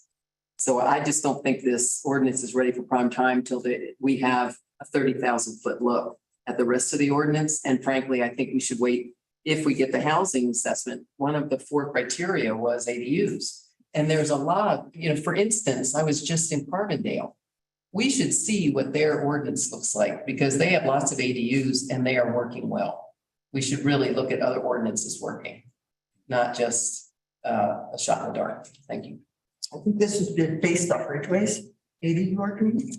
So this wasn't a shot in the dark. And the other thing was, my thought was that if we were to pass this, we pass this with the caveat that this would not go into effect until the water moratorium is lifted. But yeah, so it still needs work. Agreed. Okay, yes, Mr. Mark. Yeah, again, I'd like to point out that this ordinance is not at all mature as far as public input, board input, and is somewhat actually outdated at the same time because of the time when it was actually put together. So I really don't think that we can do much with it at this point in its current state, and I don't think it merits spending as much time on it because basically you're saying that we should prepare it with the expectation that the JDS Hydro will come back and say, you can add a bunch of taps, and that may not be the case. It's entirely possible, actually, based on their input of their summary that was provided on what page it's on. What they're asking us at this point is, where do we think those additional use points might be so that they can help generate their numbers? So I think that this is putting the cart like The horse isn't even born yet. Okay, yes, Mr. And I'd like to put a requirement in there that a water meter is required for that. Mainly because if there's a leak, that person is not stuck with the leakage from the water meter that's current. And you're adding somebody on there, and it doesn't take much. Some of these water lines are 70 or 100 years old. You start getting a leak. The town's policy now is anything that goes through the meter you buy. And it could easily be a 10,000 gallon leak. It would not be at all not feasible. So I'd like to see new water. Every place has its own water meter. And then also that will tell us, it gives us information as to how much water are we really going to use for ADUs? And if it becomes a big deal and we're running at 4,000 or 5,000 gallons in an ADU, maybe we need to rethink ADUs or water fees, That's really something we got to look at. Right. So it seems like consensus of the board is we need to pass on this remark. Okay. All right, moving on. So now we're down to the general request for engineer. No, public comment, we have a motion.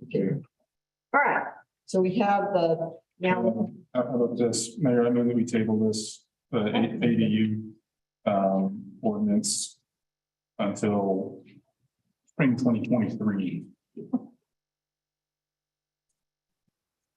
Yeah. All right, we have a second on. I'll second that. All right, discussion from the board. Being none. Yeah. I'd like to say that I think postponing it that far is too much. I think in January, it's time for us to start the work of the council. We're done with the budget and we can go ahead and start working on this stuff. So would you like to amend the motion to January 2023? I would like to amend the motion to make it January of 2023 instead of spring. All right, you have a second? Second that. All in favor? Aye. Aye. Opposed? Aye. All right. So we have a motion on. No. Okay. Just Okay, making so we have a sure. motion on the table to table this until January 2023. Please. Congratulations. Thank you for waiting. It's so long. Yes. You're in. Pete McCarthy, Doris Avenue. I just want to say, I think everybody made really valid points about the ADU. I think ADUs have been shown to be a really vital tool in helping to solve the housing crisis in many places. I would like to see more urgency from the members up here. I didn't hear everyone talked about water and technical issues and things, and no one talked about the people that are being affected by the housing crisis. So can we not, we put those people front and center when we talk about this issue, and then again, what we're trying to solve here. Thank you. Yes, Dave. Oh, Michelle, I'm sorry. Wrong hand. Yes, this Pat. Thank you. Yeah, I appreciate the trustees' comments related to this. I do think it needs some more attention. And I just would also ask that you, before jumping into a new ordinance, take some time to look at the code that you have now. And there are pieces in the code related to this conversation that are already there and are not enforced. So, for example, the ADU ordinance mentions a rule of at least 90 days for a lease, which sounds great because then you're making it for long-term housing for the community. But how are you going to enforce that? Right now in your code, a dwelling unit in the R1 zone is specifically designed with a rental term of 30 days or longer. And that's not something that, that's just not something that's being enforced. So I would strongly recommend that you revisit some of those definitions, decide if the definitions that are in the code actually work for the town and can be enforced before you start adding on to that. Thank you. Thank you. Anyone else? All right, we have a motion and a second on the table to table this until January 2023. All in favor? Aye. Opposed? Aye. All right, that motion passes. Now on to a general engineering request for qualification. Again, we're looking at the same 4 companies we looked at before. We now have actual quotes from all of them on how much they charge.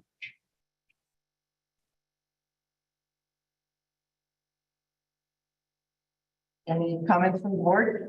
We've worked with wastewater engineering before on the sewer plant and the sewer issues in town. I thought they did a really good job. What do you think, Rick? We worked in also, they did the water today. Right after I first got on the council. And I thought they did a very good job. I was very pleased with their performance with the sewer plant. I didn't think we had any problems with them basically. And they do have a very affordable fee. And I think that's probably something that we need to look at in the whole mix. Any other comments from the board? They're also reasonably local. Yes. Any other comments from the board? Travel's left. Yeah, I just want to give, believe it's JDS. They get a star because they did exactly what we asked them to do and they gave us the rate for each of their people that's going to be assigned to the town of Paonia. I still can't tell you who's being assigned by the others, what they're going to charge us. Because it all falls apart because they use the same terminology when they talk about their staff with the rates they gave us. So I started just looking at it, trying to make some comparison. And obviously, KLJ, they're definitely the most expensive. And their experience, I think they're very experienced. Their grant writer had only done federal grants, had no experience with Colorado grants. The one thing I liked about KLJ is they provided their availability of their staff, a % availability to work for us, which I thought was really good. But the other thing I want to bring up is what the engineer you reached out to, Corinne, said. You don't have to hire one. You could hire 2 if you want them to do different things. So the only thing I was thinking was JDS cannot do roads, but they sure know about our water system. And they were the ones that get the gold star. I might have said SGM, I'm sorry if I did. JDS gets the gold star. But they can only do water, whereas Westwater can do it all. And they've done at least 6 projects here. And SGM also knows our work very well. They are CDOT pre-qualified, so that helps with our road projects. And I kind of liked what they talked about with their drones that they use with their GIS. And they are kind of, SGM is 2nd most expensive in general. So those are just my thoughts. I'm not going to throw out my final recommendation just yet. I'd like to hear what other people have to say. well, I have worked with Brandon Bear and he is, I think SGM is head and shoulders. I have not worked with Westwater, so I don't have a comment about Westwater, but SGM is just an amazing company as far as I'm concerned. They are highly recommended by CDPHE as well as CDOT. And CDPHE, they are a go-to company for CDPHE. And Brandon is incredibly accessible. You can call him and he gets right back to you. He has given us, I don't know how many hours of free time. He is, I can't say enough good things about SGM. So they would be my choice, you know. If I ever got to vote, they would be my choice. Can I add, I did the same thing again. It's SGM that gave us the best. They followed what we requested. Yeah. SGM did not, JDS, those 3 acronyms, sorry. SGM gets the gold star. Yeah. Yes. I'd like to remind everybody once again that SGM was the guys that were the guys that did the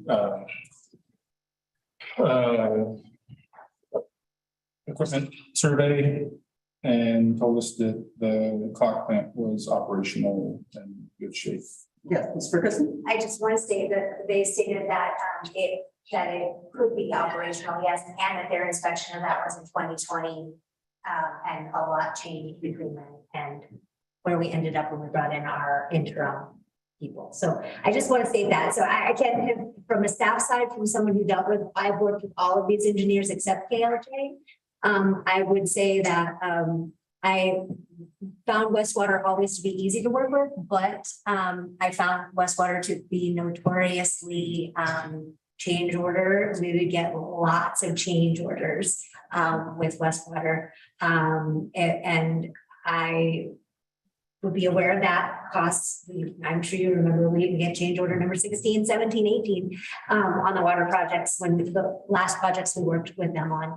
And I would highly recommend SGM, especially for streets, for some of the reasons that you stipulated. The last project we worked with Westwater on was our sewer line that we had to do some negotiation and redo because it wasn't engineered correctly. Yes. And so I just would that known as well. My recommendation would, if you're going to have one engineer that's going to be, and remember, this is your general engineer. This is just someone that you can talk to. They can do little projects without having to do a contract on everything because engineers are contracted if they are not directly employed with you. That's all this is a general engineer. And I know if you, whenever one you choose, you should discuss getting a flat fee agreement because that was what was proposed prior with SGM. They were going to do a flat fee agreement for as a contract general. That does not lock you into only using them. I would continue, I would highly recommend you continue working with JDS when it comes to the water. And allowing them to continue to work in tandem. They're working together really well with the asset inventory and the infrastructure analysis and change orders and things, and agreed when they came before the board to continue to do that. And we're happy to step up any way they can. And all of SGM's work that they've provided since the exit of our previous public works director was done at no cost. Yes. One thing on the advisory water committee that we've run into is that SGMF estimates are off they're low by 50 to 100%. So we've factored that in when we're doing any sort of work where they've given us a cost figure. Yeah. On that note, just from my perspective, SGM has actually come in under budget on almost every project that they have done for us. Yeah, I think what I was referring to was like the cost of aligning the tank, not their cost, but the cost of projects that they're doing.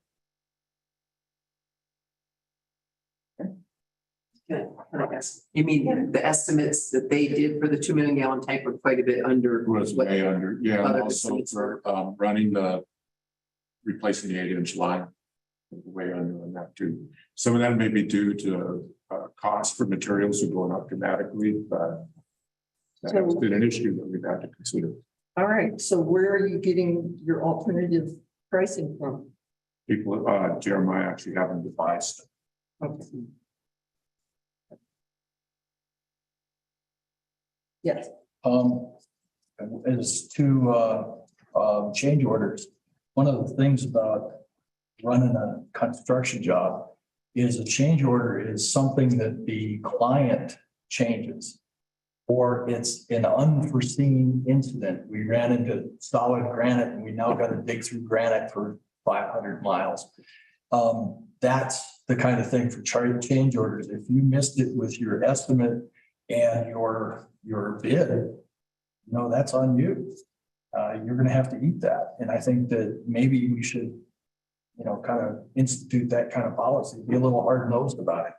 And also change orders, any change order I ever did was brought to the project manager, which is always me, and they would have the cost, estimated cost, and we would agree on a cost before work progressed.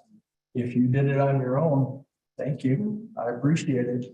You know, I really like that you did that on your own. And that's something we have to do a little control. I know we don't have a project manager for the town, but we can do that as a group. And be a little hard nosed about it. You know, just because they charge for it doesn't mean they get it. The other thing is that SGM has been housing in Rosewater. Yeah, And I was kind of thinking that we were hiring a firm to be our project manager in some cases. That's not generally, no, that's not a general. you have to hire a project manager. generally. Right, and I was thinking that we would just automatically go to our, It's normal, they can provide a project manager, and some of them showed that in their costs. The project managers pretty much as expensive as the engineer. Town started requiring that they provide a project manager. say that again? The town had started requiring that engineers were required that they have a project manager checking in and on site pretty frequently. But still, that means that they have to come to the client before there's a change order. And Right. if it's a mistake on their part, you generally, if it's small enough, yeah, I'll eat half of it, you eat half. That's the way it goes. But if it's a major screw up, you know, it's like, well, I'm sorry. And I'm not questioning that. Here's what I want to make clear. We don't have the in-house expertise to be a project manager on a very complicated engineering project. I was thinking one of these firms would serve as our project manager, but they wouldn't necessarily, that firm wouldn't be the one doing the work. But we need to have project managers overseeing the 2 million gallon tank relining. Somebody has to oversee that. And it can't be the public works director because he's too busy. So I was thinking one of these firms would serve as our stand-in for our staff as the project manager, overseeing who gets hired to do that work. Am I wrong? Is that? Well, there are project managers that can be hired as well. That's a real typical thing. There are professional project managers that do that. And you can advertise for one just like you do any staff member, but you're gonna have to do it 90 days, 120 days in advance. It's easily done. You can hire somebody, but a project manager makes about $90,000 a year for a beginner. And somebody that's a professional, you can go up to 300,000 a year. What are we doing? Yeah, I think we're kind of getting away from the topic here. Yeah. Well, not really. What are we hiring these guys to do? That's what, I guess that's my basic question. Okay. Why are we hiring these engineer guys? I misunderstood one of the potential roles, obviously. Okay. Yeah, my understanding is that what we're trying to do is have a standing contract with one of these firms so that all of the various projects that we've had come up and will have come up as we do work on our various systems and roads can be done at a lower cost. Basically, we can have a buy-in with them so that they know they have to work. We know that we have somebody to rely on, and the details about how each one of those projects comes together may need to be stitched together for each individual project. It is possible that we might have a town manager who's capable of managing these projects. We don't know. The nitty-gritty details, I think, are a little bit beyond what we need to determine right now. What we need to figure out is who do we like the best? We want to proceed with this. Right? And it also we don't have to do an RFP and take 60 to 90 days to get an engineering firm. Like when we have the sewer break, they can come in and survey it and boom, now we go. So in an emergency, it saves us a lot of time. So we are going much deeper than I thought we were with this. This means we do not have to go out for an RFP when there's something done. We're going to hire one or the other. Can I make a motion? Is it? Yeah, please do. David? One last comment, because I'm unclear about something. In the comparison chart, you have fixed here. Is that like fixed rates, fixed costs? What's fixed? It's on page 119. That's where we compare all four firms. Third column says fixed. Yes, or yes. Yeah, only wastewater engineering is fixed. That firm is the only firm that guaranteed to retain those rates throughout 2023 and not negotiate any increases until 2023. Yeah, and when wastewater engineering did their sewer work, they actually managed the whole thing. But we didn't have to hire a manager. But they made a big boo-boo. They made a really big mistake on a sewer that went in on, I think it was Doris or Clark. It had to be redone because it wasn't deep enough.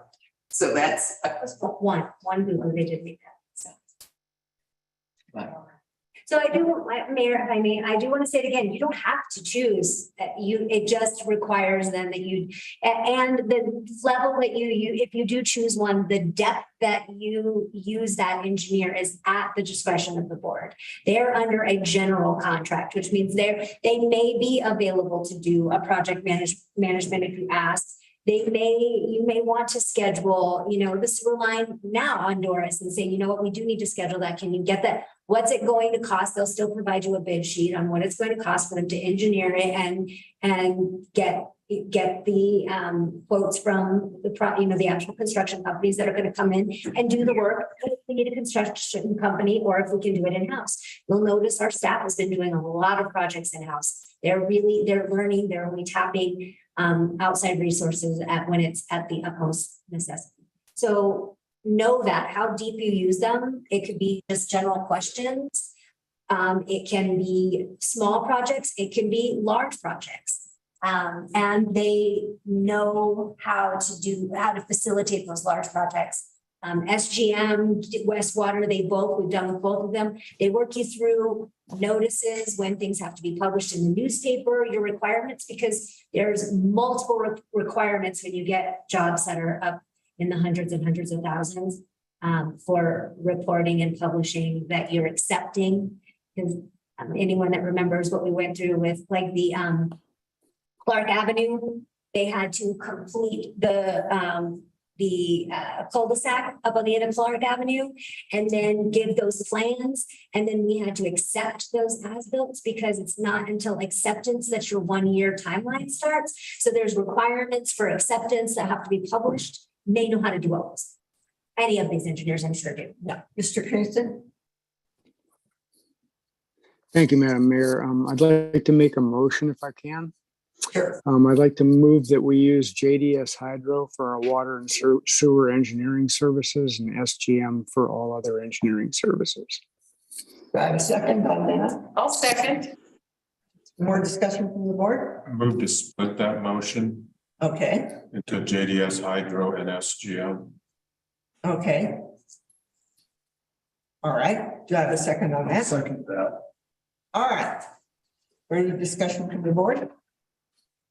All right, discussion from the public? Yeah, Ms. Watson?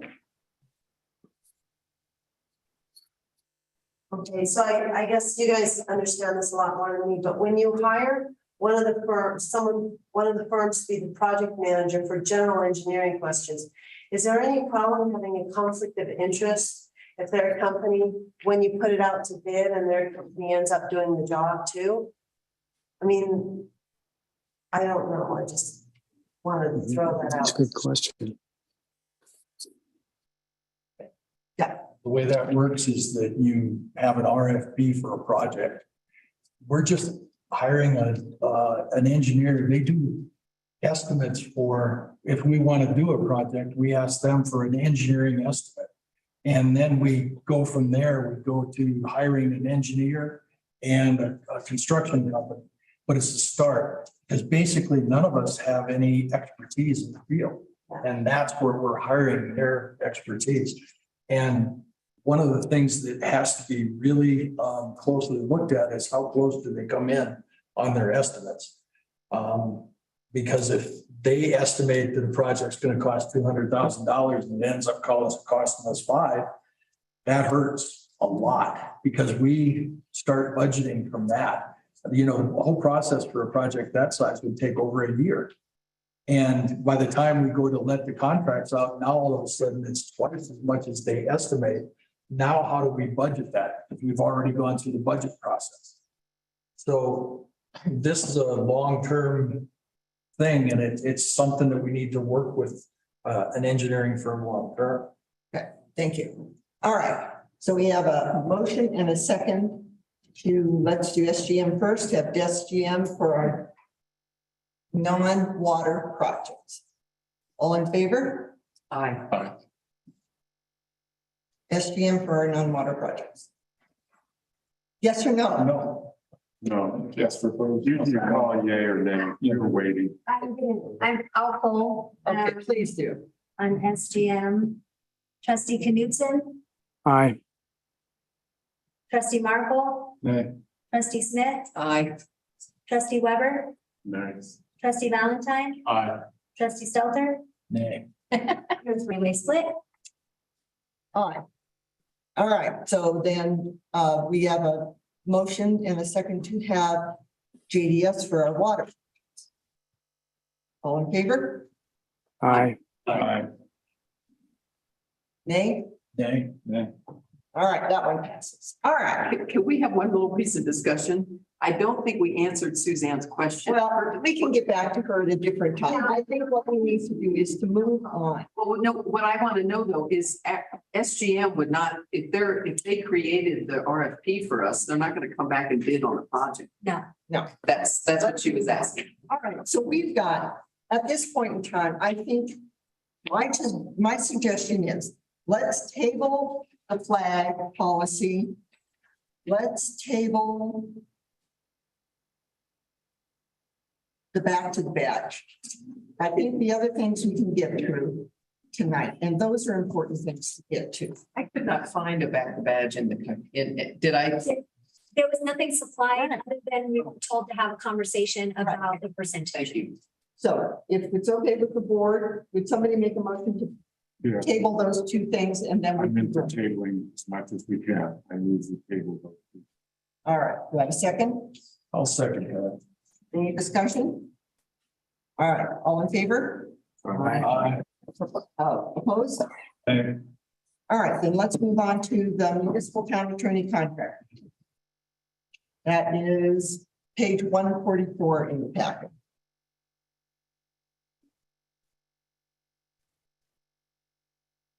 All right. Is there anything you would like to bring up on this, Mr. Cottonbide? Please. Not specifically, Mayor, but I am happy to answer any questions that the board may have. I guess I'd just note that our firm standard contract is short and sweet. We would entertain additional terms should the board like to see them. But typically our services are governed by advising the board on state statutes and performing the duties that are set forth for the town attorney in the state statutes and in the town's ordinances. So that's why the contract's so short, essentially, because those steps are laid out in the law and our firm's required to abide by them. So anyway, I'd entertain any questions that the board might have. Okay, questions? Yes. I had a question it's on page 146 of the packet. You had added a comment about you're looking at the third quarter consumer price index. So I just didn't know what the effect of that was to not raising rates until January 1, 2024. I didn't know if it was a moot issue or. So it is a moot issue prior to January 1, 2024.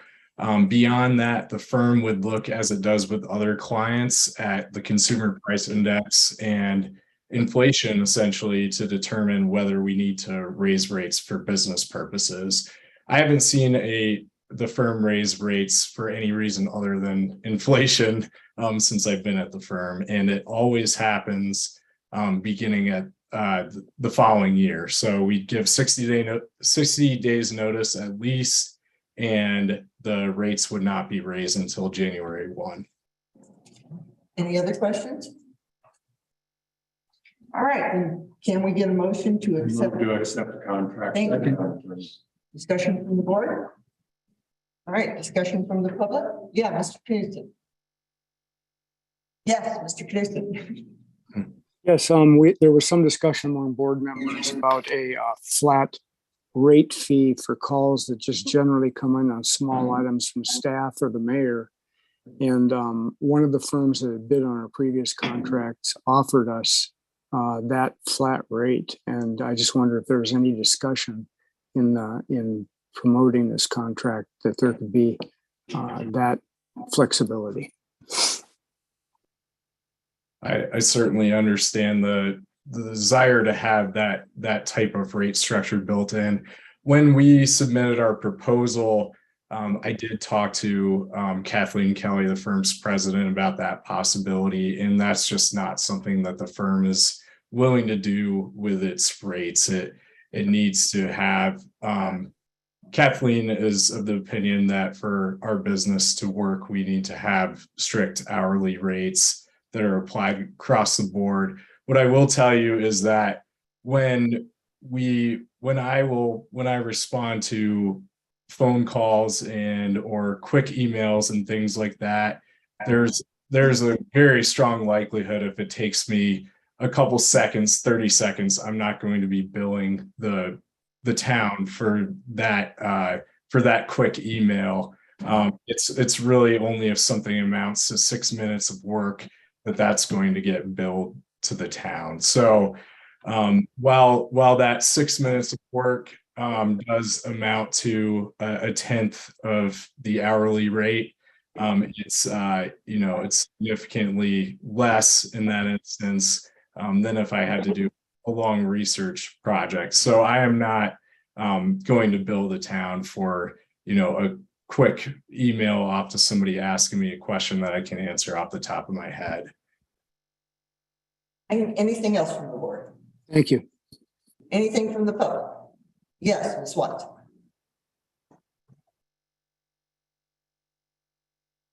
I have a question for Nick, and you alluded to the statute. So what specifically are the statutes that apply to the town attorney? I mean, are there ones that are kind of obvious? Yeah, there are statutes that require the town to appoint a town attorney.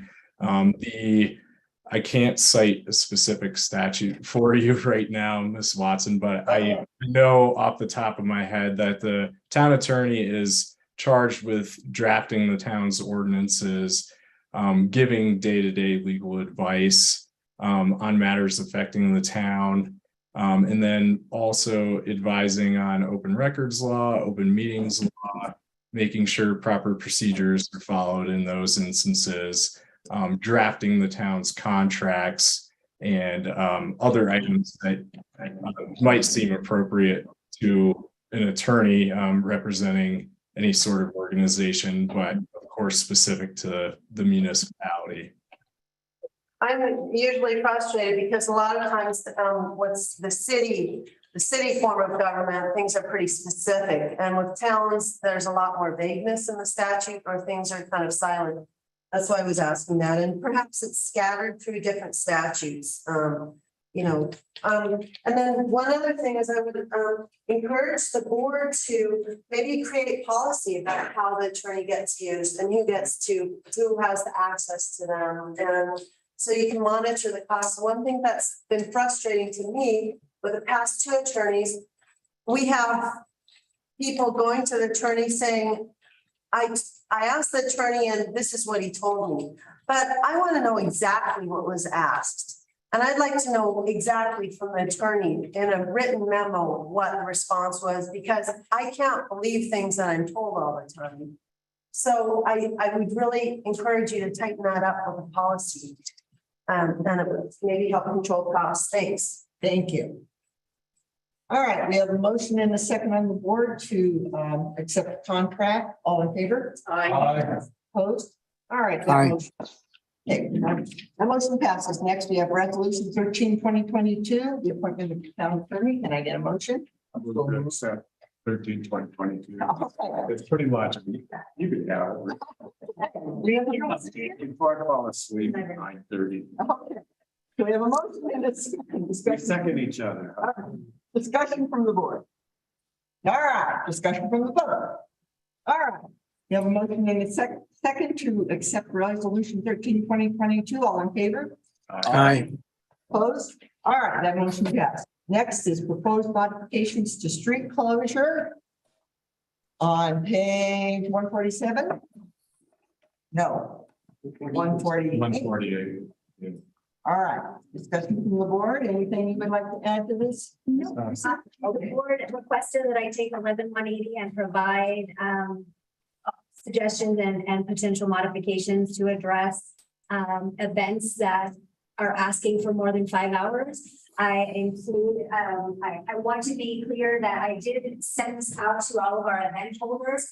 After the fact, it did occur to me to reach out and get any feedback or from any of the business owners, but I did not do that. So only the event holders received this. You will see in it though that I did add a section that states very clearly a necessity for notice from business owners that not only that they received, but whether they're in favor or object.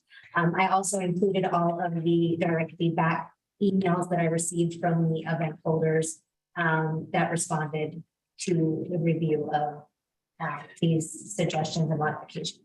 So, I'm open to any questions. I had one. I thought you did a really good job of making this ordinance more flexible. But I have two questions on it. One is, why are we covering the insurance for them? Why don't we let them have their own insurance? So previously, the town did require them to have their own insurance, but there have been, I don't know if it was over the last 3 years, there have been conversation at the board level about the board because it's on the public property and that the town's insurance is better than the individual's insurance, and why aren't we using the town's insurance? So I did, and so that was actually something that was pressed during COVID, I believe, is when they said, hey, you know, it's too heavy of a restriction to ask people to provide their own insurance when they're doing an event on the street. So I did reach out to CIRSA, and that's the information that I included in here. CIRSA does have events coverage, and it's very specific. You apply for it by the event. So the event holder has to give you all the information, fill out all that information. We submit that to CIRSA. CIRSA tells us what the cost is for that, and they pay. So that's just another option, and is a good one because you know then that you are well covered. If you're using the town's policy. If an event goes bad, will that affect our insurance coverage anywhere else through CIRSA? If there was claims, no, that insurance, while it's through the town, the insurance is actually provided to the event holder. It's on their. It's severable from the rest. Yes, it is. Okay. One other question I had is on barricades, typically, isn't it that the town and the police are the ones that have traffic controls? You're having the barricades be installed and monitored by the applicant. Is there a reason for that? Because it's been done that way for quite some time as well, that with the amount of activity and limited number of staff, they can't be out there manning the barricades during business hours or during the hours of the event. So what the town had moved to was providing the barricades. We drop the barricades off, we pick the barricades up, but the event holders are responsible to place them out in the designated area based on their map, and then to move them to the side for staff to pick up after the fact. Okay, and I like the fact that you said not only did they provide the trash containers, but they got empty. Do we ever get stuck having to empty their trash? Sometimes. Yeah, I think it's really comprehensive. This has to be resubmitted as an ordinance. Yes. What's the argument for the limitation of 5 hours in duration versus 10 normal?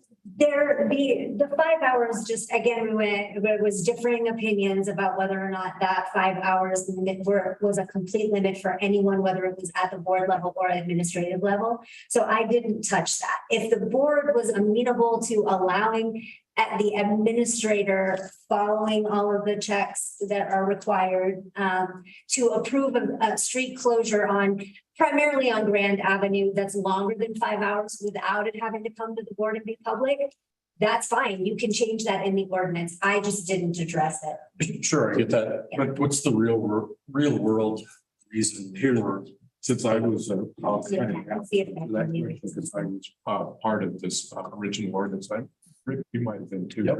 It was because of the merchant.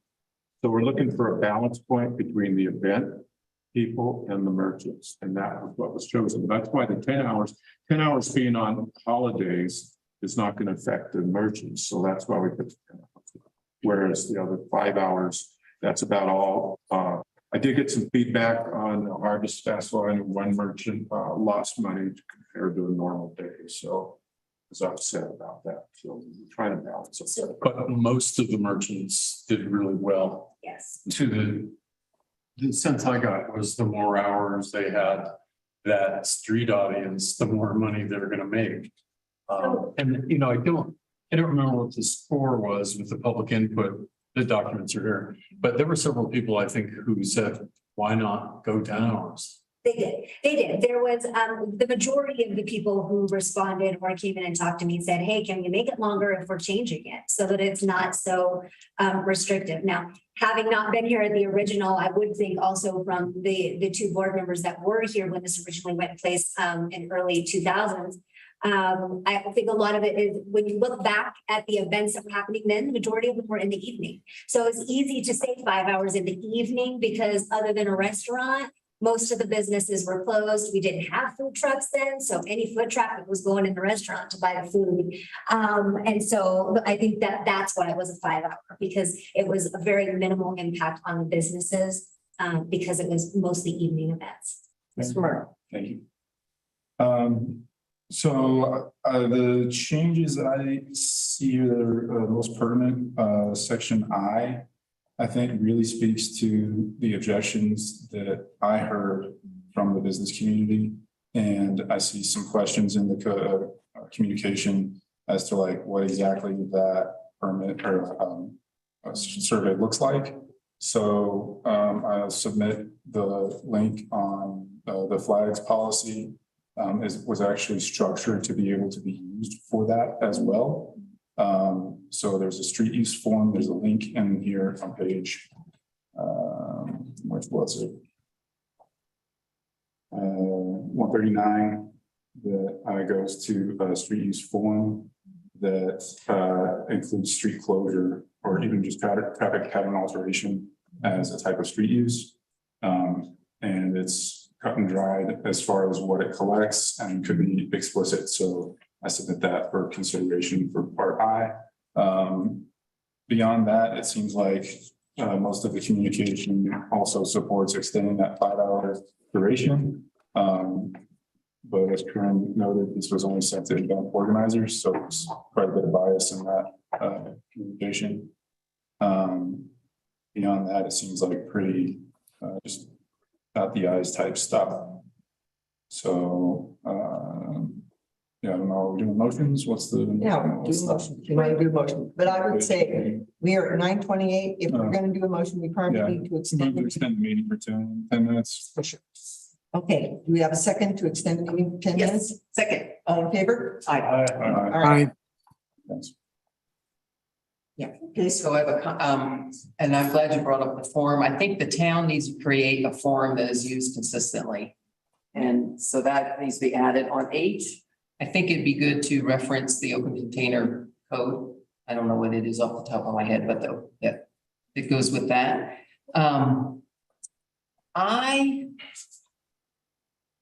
I would love to not see the board get in the middle of this at all. So I have a proposal, and it is to town administrator approved street closures shall not exceed 10 hours and shall not be approved for 2 consecutive days. Delete the Sunday and the recognized holiday closures. And you can close the street for 10 hours, you just can't do it the next day. That's my proposal to get us out of. yeah, Ms. Ferguson? Yeah. Yeah, one other consideration that we might want to think about is the total number of closed days per year or season. Basically, if there's 2 groups that want to do separate events, or if one group wants to do multiple events, it can become separated. There might be. I don't like without getting One into closing specifics, per right? Yeah, some kind of Like. Basically, we don't want to have every weekend closed. Right. So, Yeah. Mayor, my only thing was saying that it can't exceed 10 hours and it can't be 2 days in a row. I always feel I'm playing devil's advocate. Wonderful. So when I get an application that says 10 hours on Saturday and 9 hours on Sunday, I'm good to go because it's less than 10 hours. Okay, let's clarify. Okay. Up to 10 hours. Would that do it? No, because it still could be less than 10 hours. I think that honestly, my suggestion at this point would be potentially to take this and maybe, I don't know if you want to give it to your water street, committee, and have them tighten it up and maybe propose some of that language, because at this point, Yes, there'd be. someone else anyway, and you're gonna want to think about that loophole. I think that you should be open to having events that have more than 1 day of a street closure, but maybe you do limit it, and it's, maybe if it is 1 week in a month and it's a Friday and a Saturday, or a Saturday and a Sunday, that's it. If there's been that many hours in the month, then maybe it's a certain amount of hours. Maybe once there's 20 hours of closure in a month, you can't have any more street closure in that month, or, some kind of thing like that. But then be careful, because then devil's advocate again, what happens when it's the last week of the month, then the first week of the month, and then you've got 2 weeks. So there's so many things you can think about. And this is also intended for every public street, not just Grand. That's correct. Yes. Is that right? For block parties or whatever? Okay. All right, so how about a motion to refer to the street? I'll make that motion. It's water and sewer. We don't have a street. It is. So it's Thomas and Dave. Yeah, okay. All right. I told you it was easy. Well, who did the flags for? Yeah, me and John Mellon. Yeah, it's done. Yeah. Streets. All right, so. Sorry, I didn't want to. Yes, Good job. Sorry. It's the streets committee. We didn't have streets today, never mind, sorry. All right, so we have a motion on the table to refer to the street committee. Do we have a second? Oh, I'll second. All right. Can we ask the streets committee? Discussion from the board. Bring it down there through. No discussion from the board, all in favor? All right. Comment? Okay, on the motion, we're just moving it to streets committee. Yes. All. So we're not talking about the ordinance, we're just talking about moving it to streets committee. Okay, it's not on the agenda item. No, all we're talking about is moving it to streets. I just want to say, you guys can take your time. It's not like anybody's going to arrest you if there's an event that happens in the next few weeks that needs a street closure. No, I know, but nobody's going to arrest you for not following the ordinance. You don't know how many ordinances are followed in this town, and nobody arrests you. So don't sweat it, streets committee. Okay, I mean, it would be great to see some good ordinance come out of it, but if there's an event happening, there's an event happening. It's like I think you have more important things to really spend your time on right now. So don't sweat it too hard and just let it take place. Thanks. I don't like breaking our laws. Christine, all right, yes. Good. Chuck Kleinman, 47 Pan American. We're only talking about moving it to street committee. I guess all I want to say is if you would like some input, professional in doing this, I'd love to, help advise. And while I am a state, I think some stakeholders would love to have some input here. I think there's at simplest, all we would like to see is that you guys have the ability. I think right now, the reason we got here is because the code currently doesn't give you guys the flexibility to make a decision. And at minimum, we just like to see you guys be able to listen to us, have professional input, and make a decision on that. Thank you. All right. Anyone else? All right, we have a motion and a second on the table to refer this to streets. All in favor? Aye. Opposed? All right. Nay. All right. I'm not Oh. making stuff. I just want to ask for some kind of public notice when they comes to talk about this. We can do that. I forgot to read. I got a statement from Ben Graves that he wanted read during the whole public comment period. So I really appreciate how forward thinking and positive Corinne has remained despite the challenges she faced while navigating the chaos of the pandemic. Her love and support for this place we call home is palpable and worthiness. Ben Graves. All right. So unless any of the committees are really desperate to give reports, I suggest, yes, Mr. Knudsen. There was a request that we discuss the threesome outside town hall last meeting. No, we need to do a written report to the board. Oh, I didn't hear that part. Yeah, so we need to get together and write a report. Or we will all submit our individual reports to the board. Yes. Okay. No, before we adjourn, I just wanted to thank the Parks Committee for their memo on the meeting, which was great, but I wanted to find out, are you really meeting on November 20th? Wait a minute.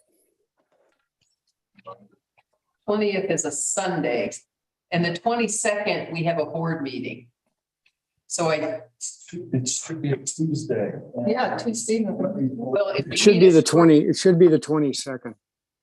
Okay, we will not be meeting at 5 o'clock on that Tuesday. We should be back to our 6:30 start time by November 22nd. Yeah. I'm sorry. It's on the 15th. Our meeting's on the 15th. It's the third Tuesday. It's the third Tuesday. It's the third Tuesday of each month. I'm sorry. Thank you. Thank you for that clarification. Okay, sorry I didn't get it right. One announcement from Water Committee, there's a advisory Water Committee tomorrow, 5 o'clock. Judy. We'll see you. All right. Okay, so just for clarification, standing meetings, so I can make sure that we have these on the calendar and FYI, if you have things that need to be on the calendar, you're going to go to Joanne Ketzer. Tuesday each month is parks. Law enforcement also at 3 o'clock on the third Tuesday. Parks. Public safety. Public safety is at 3. And what And time is parks? And parks is at 4, always on the third Tuesday. 4 p.m. Okay. Back to back. Yep, 3 p.m. to 4 p.m. Fourth Wednesday each month, 5 p.m. is the AAWC. And then we have which Tuesday of the month is, it's Wednesdays, isn't it? The planning commission meeting.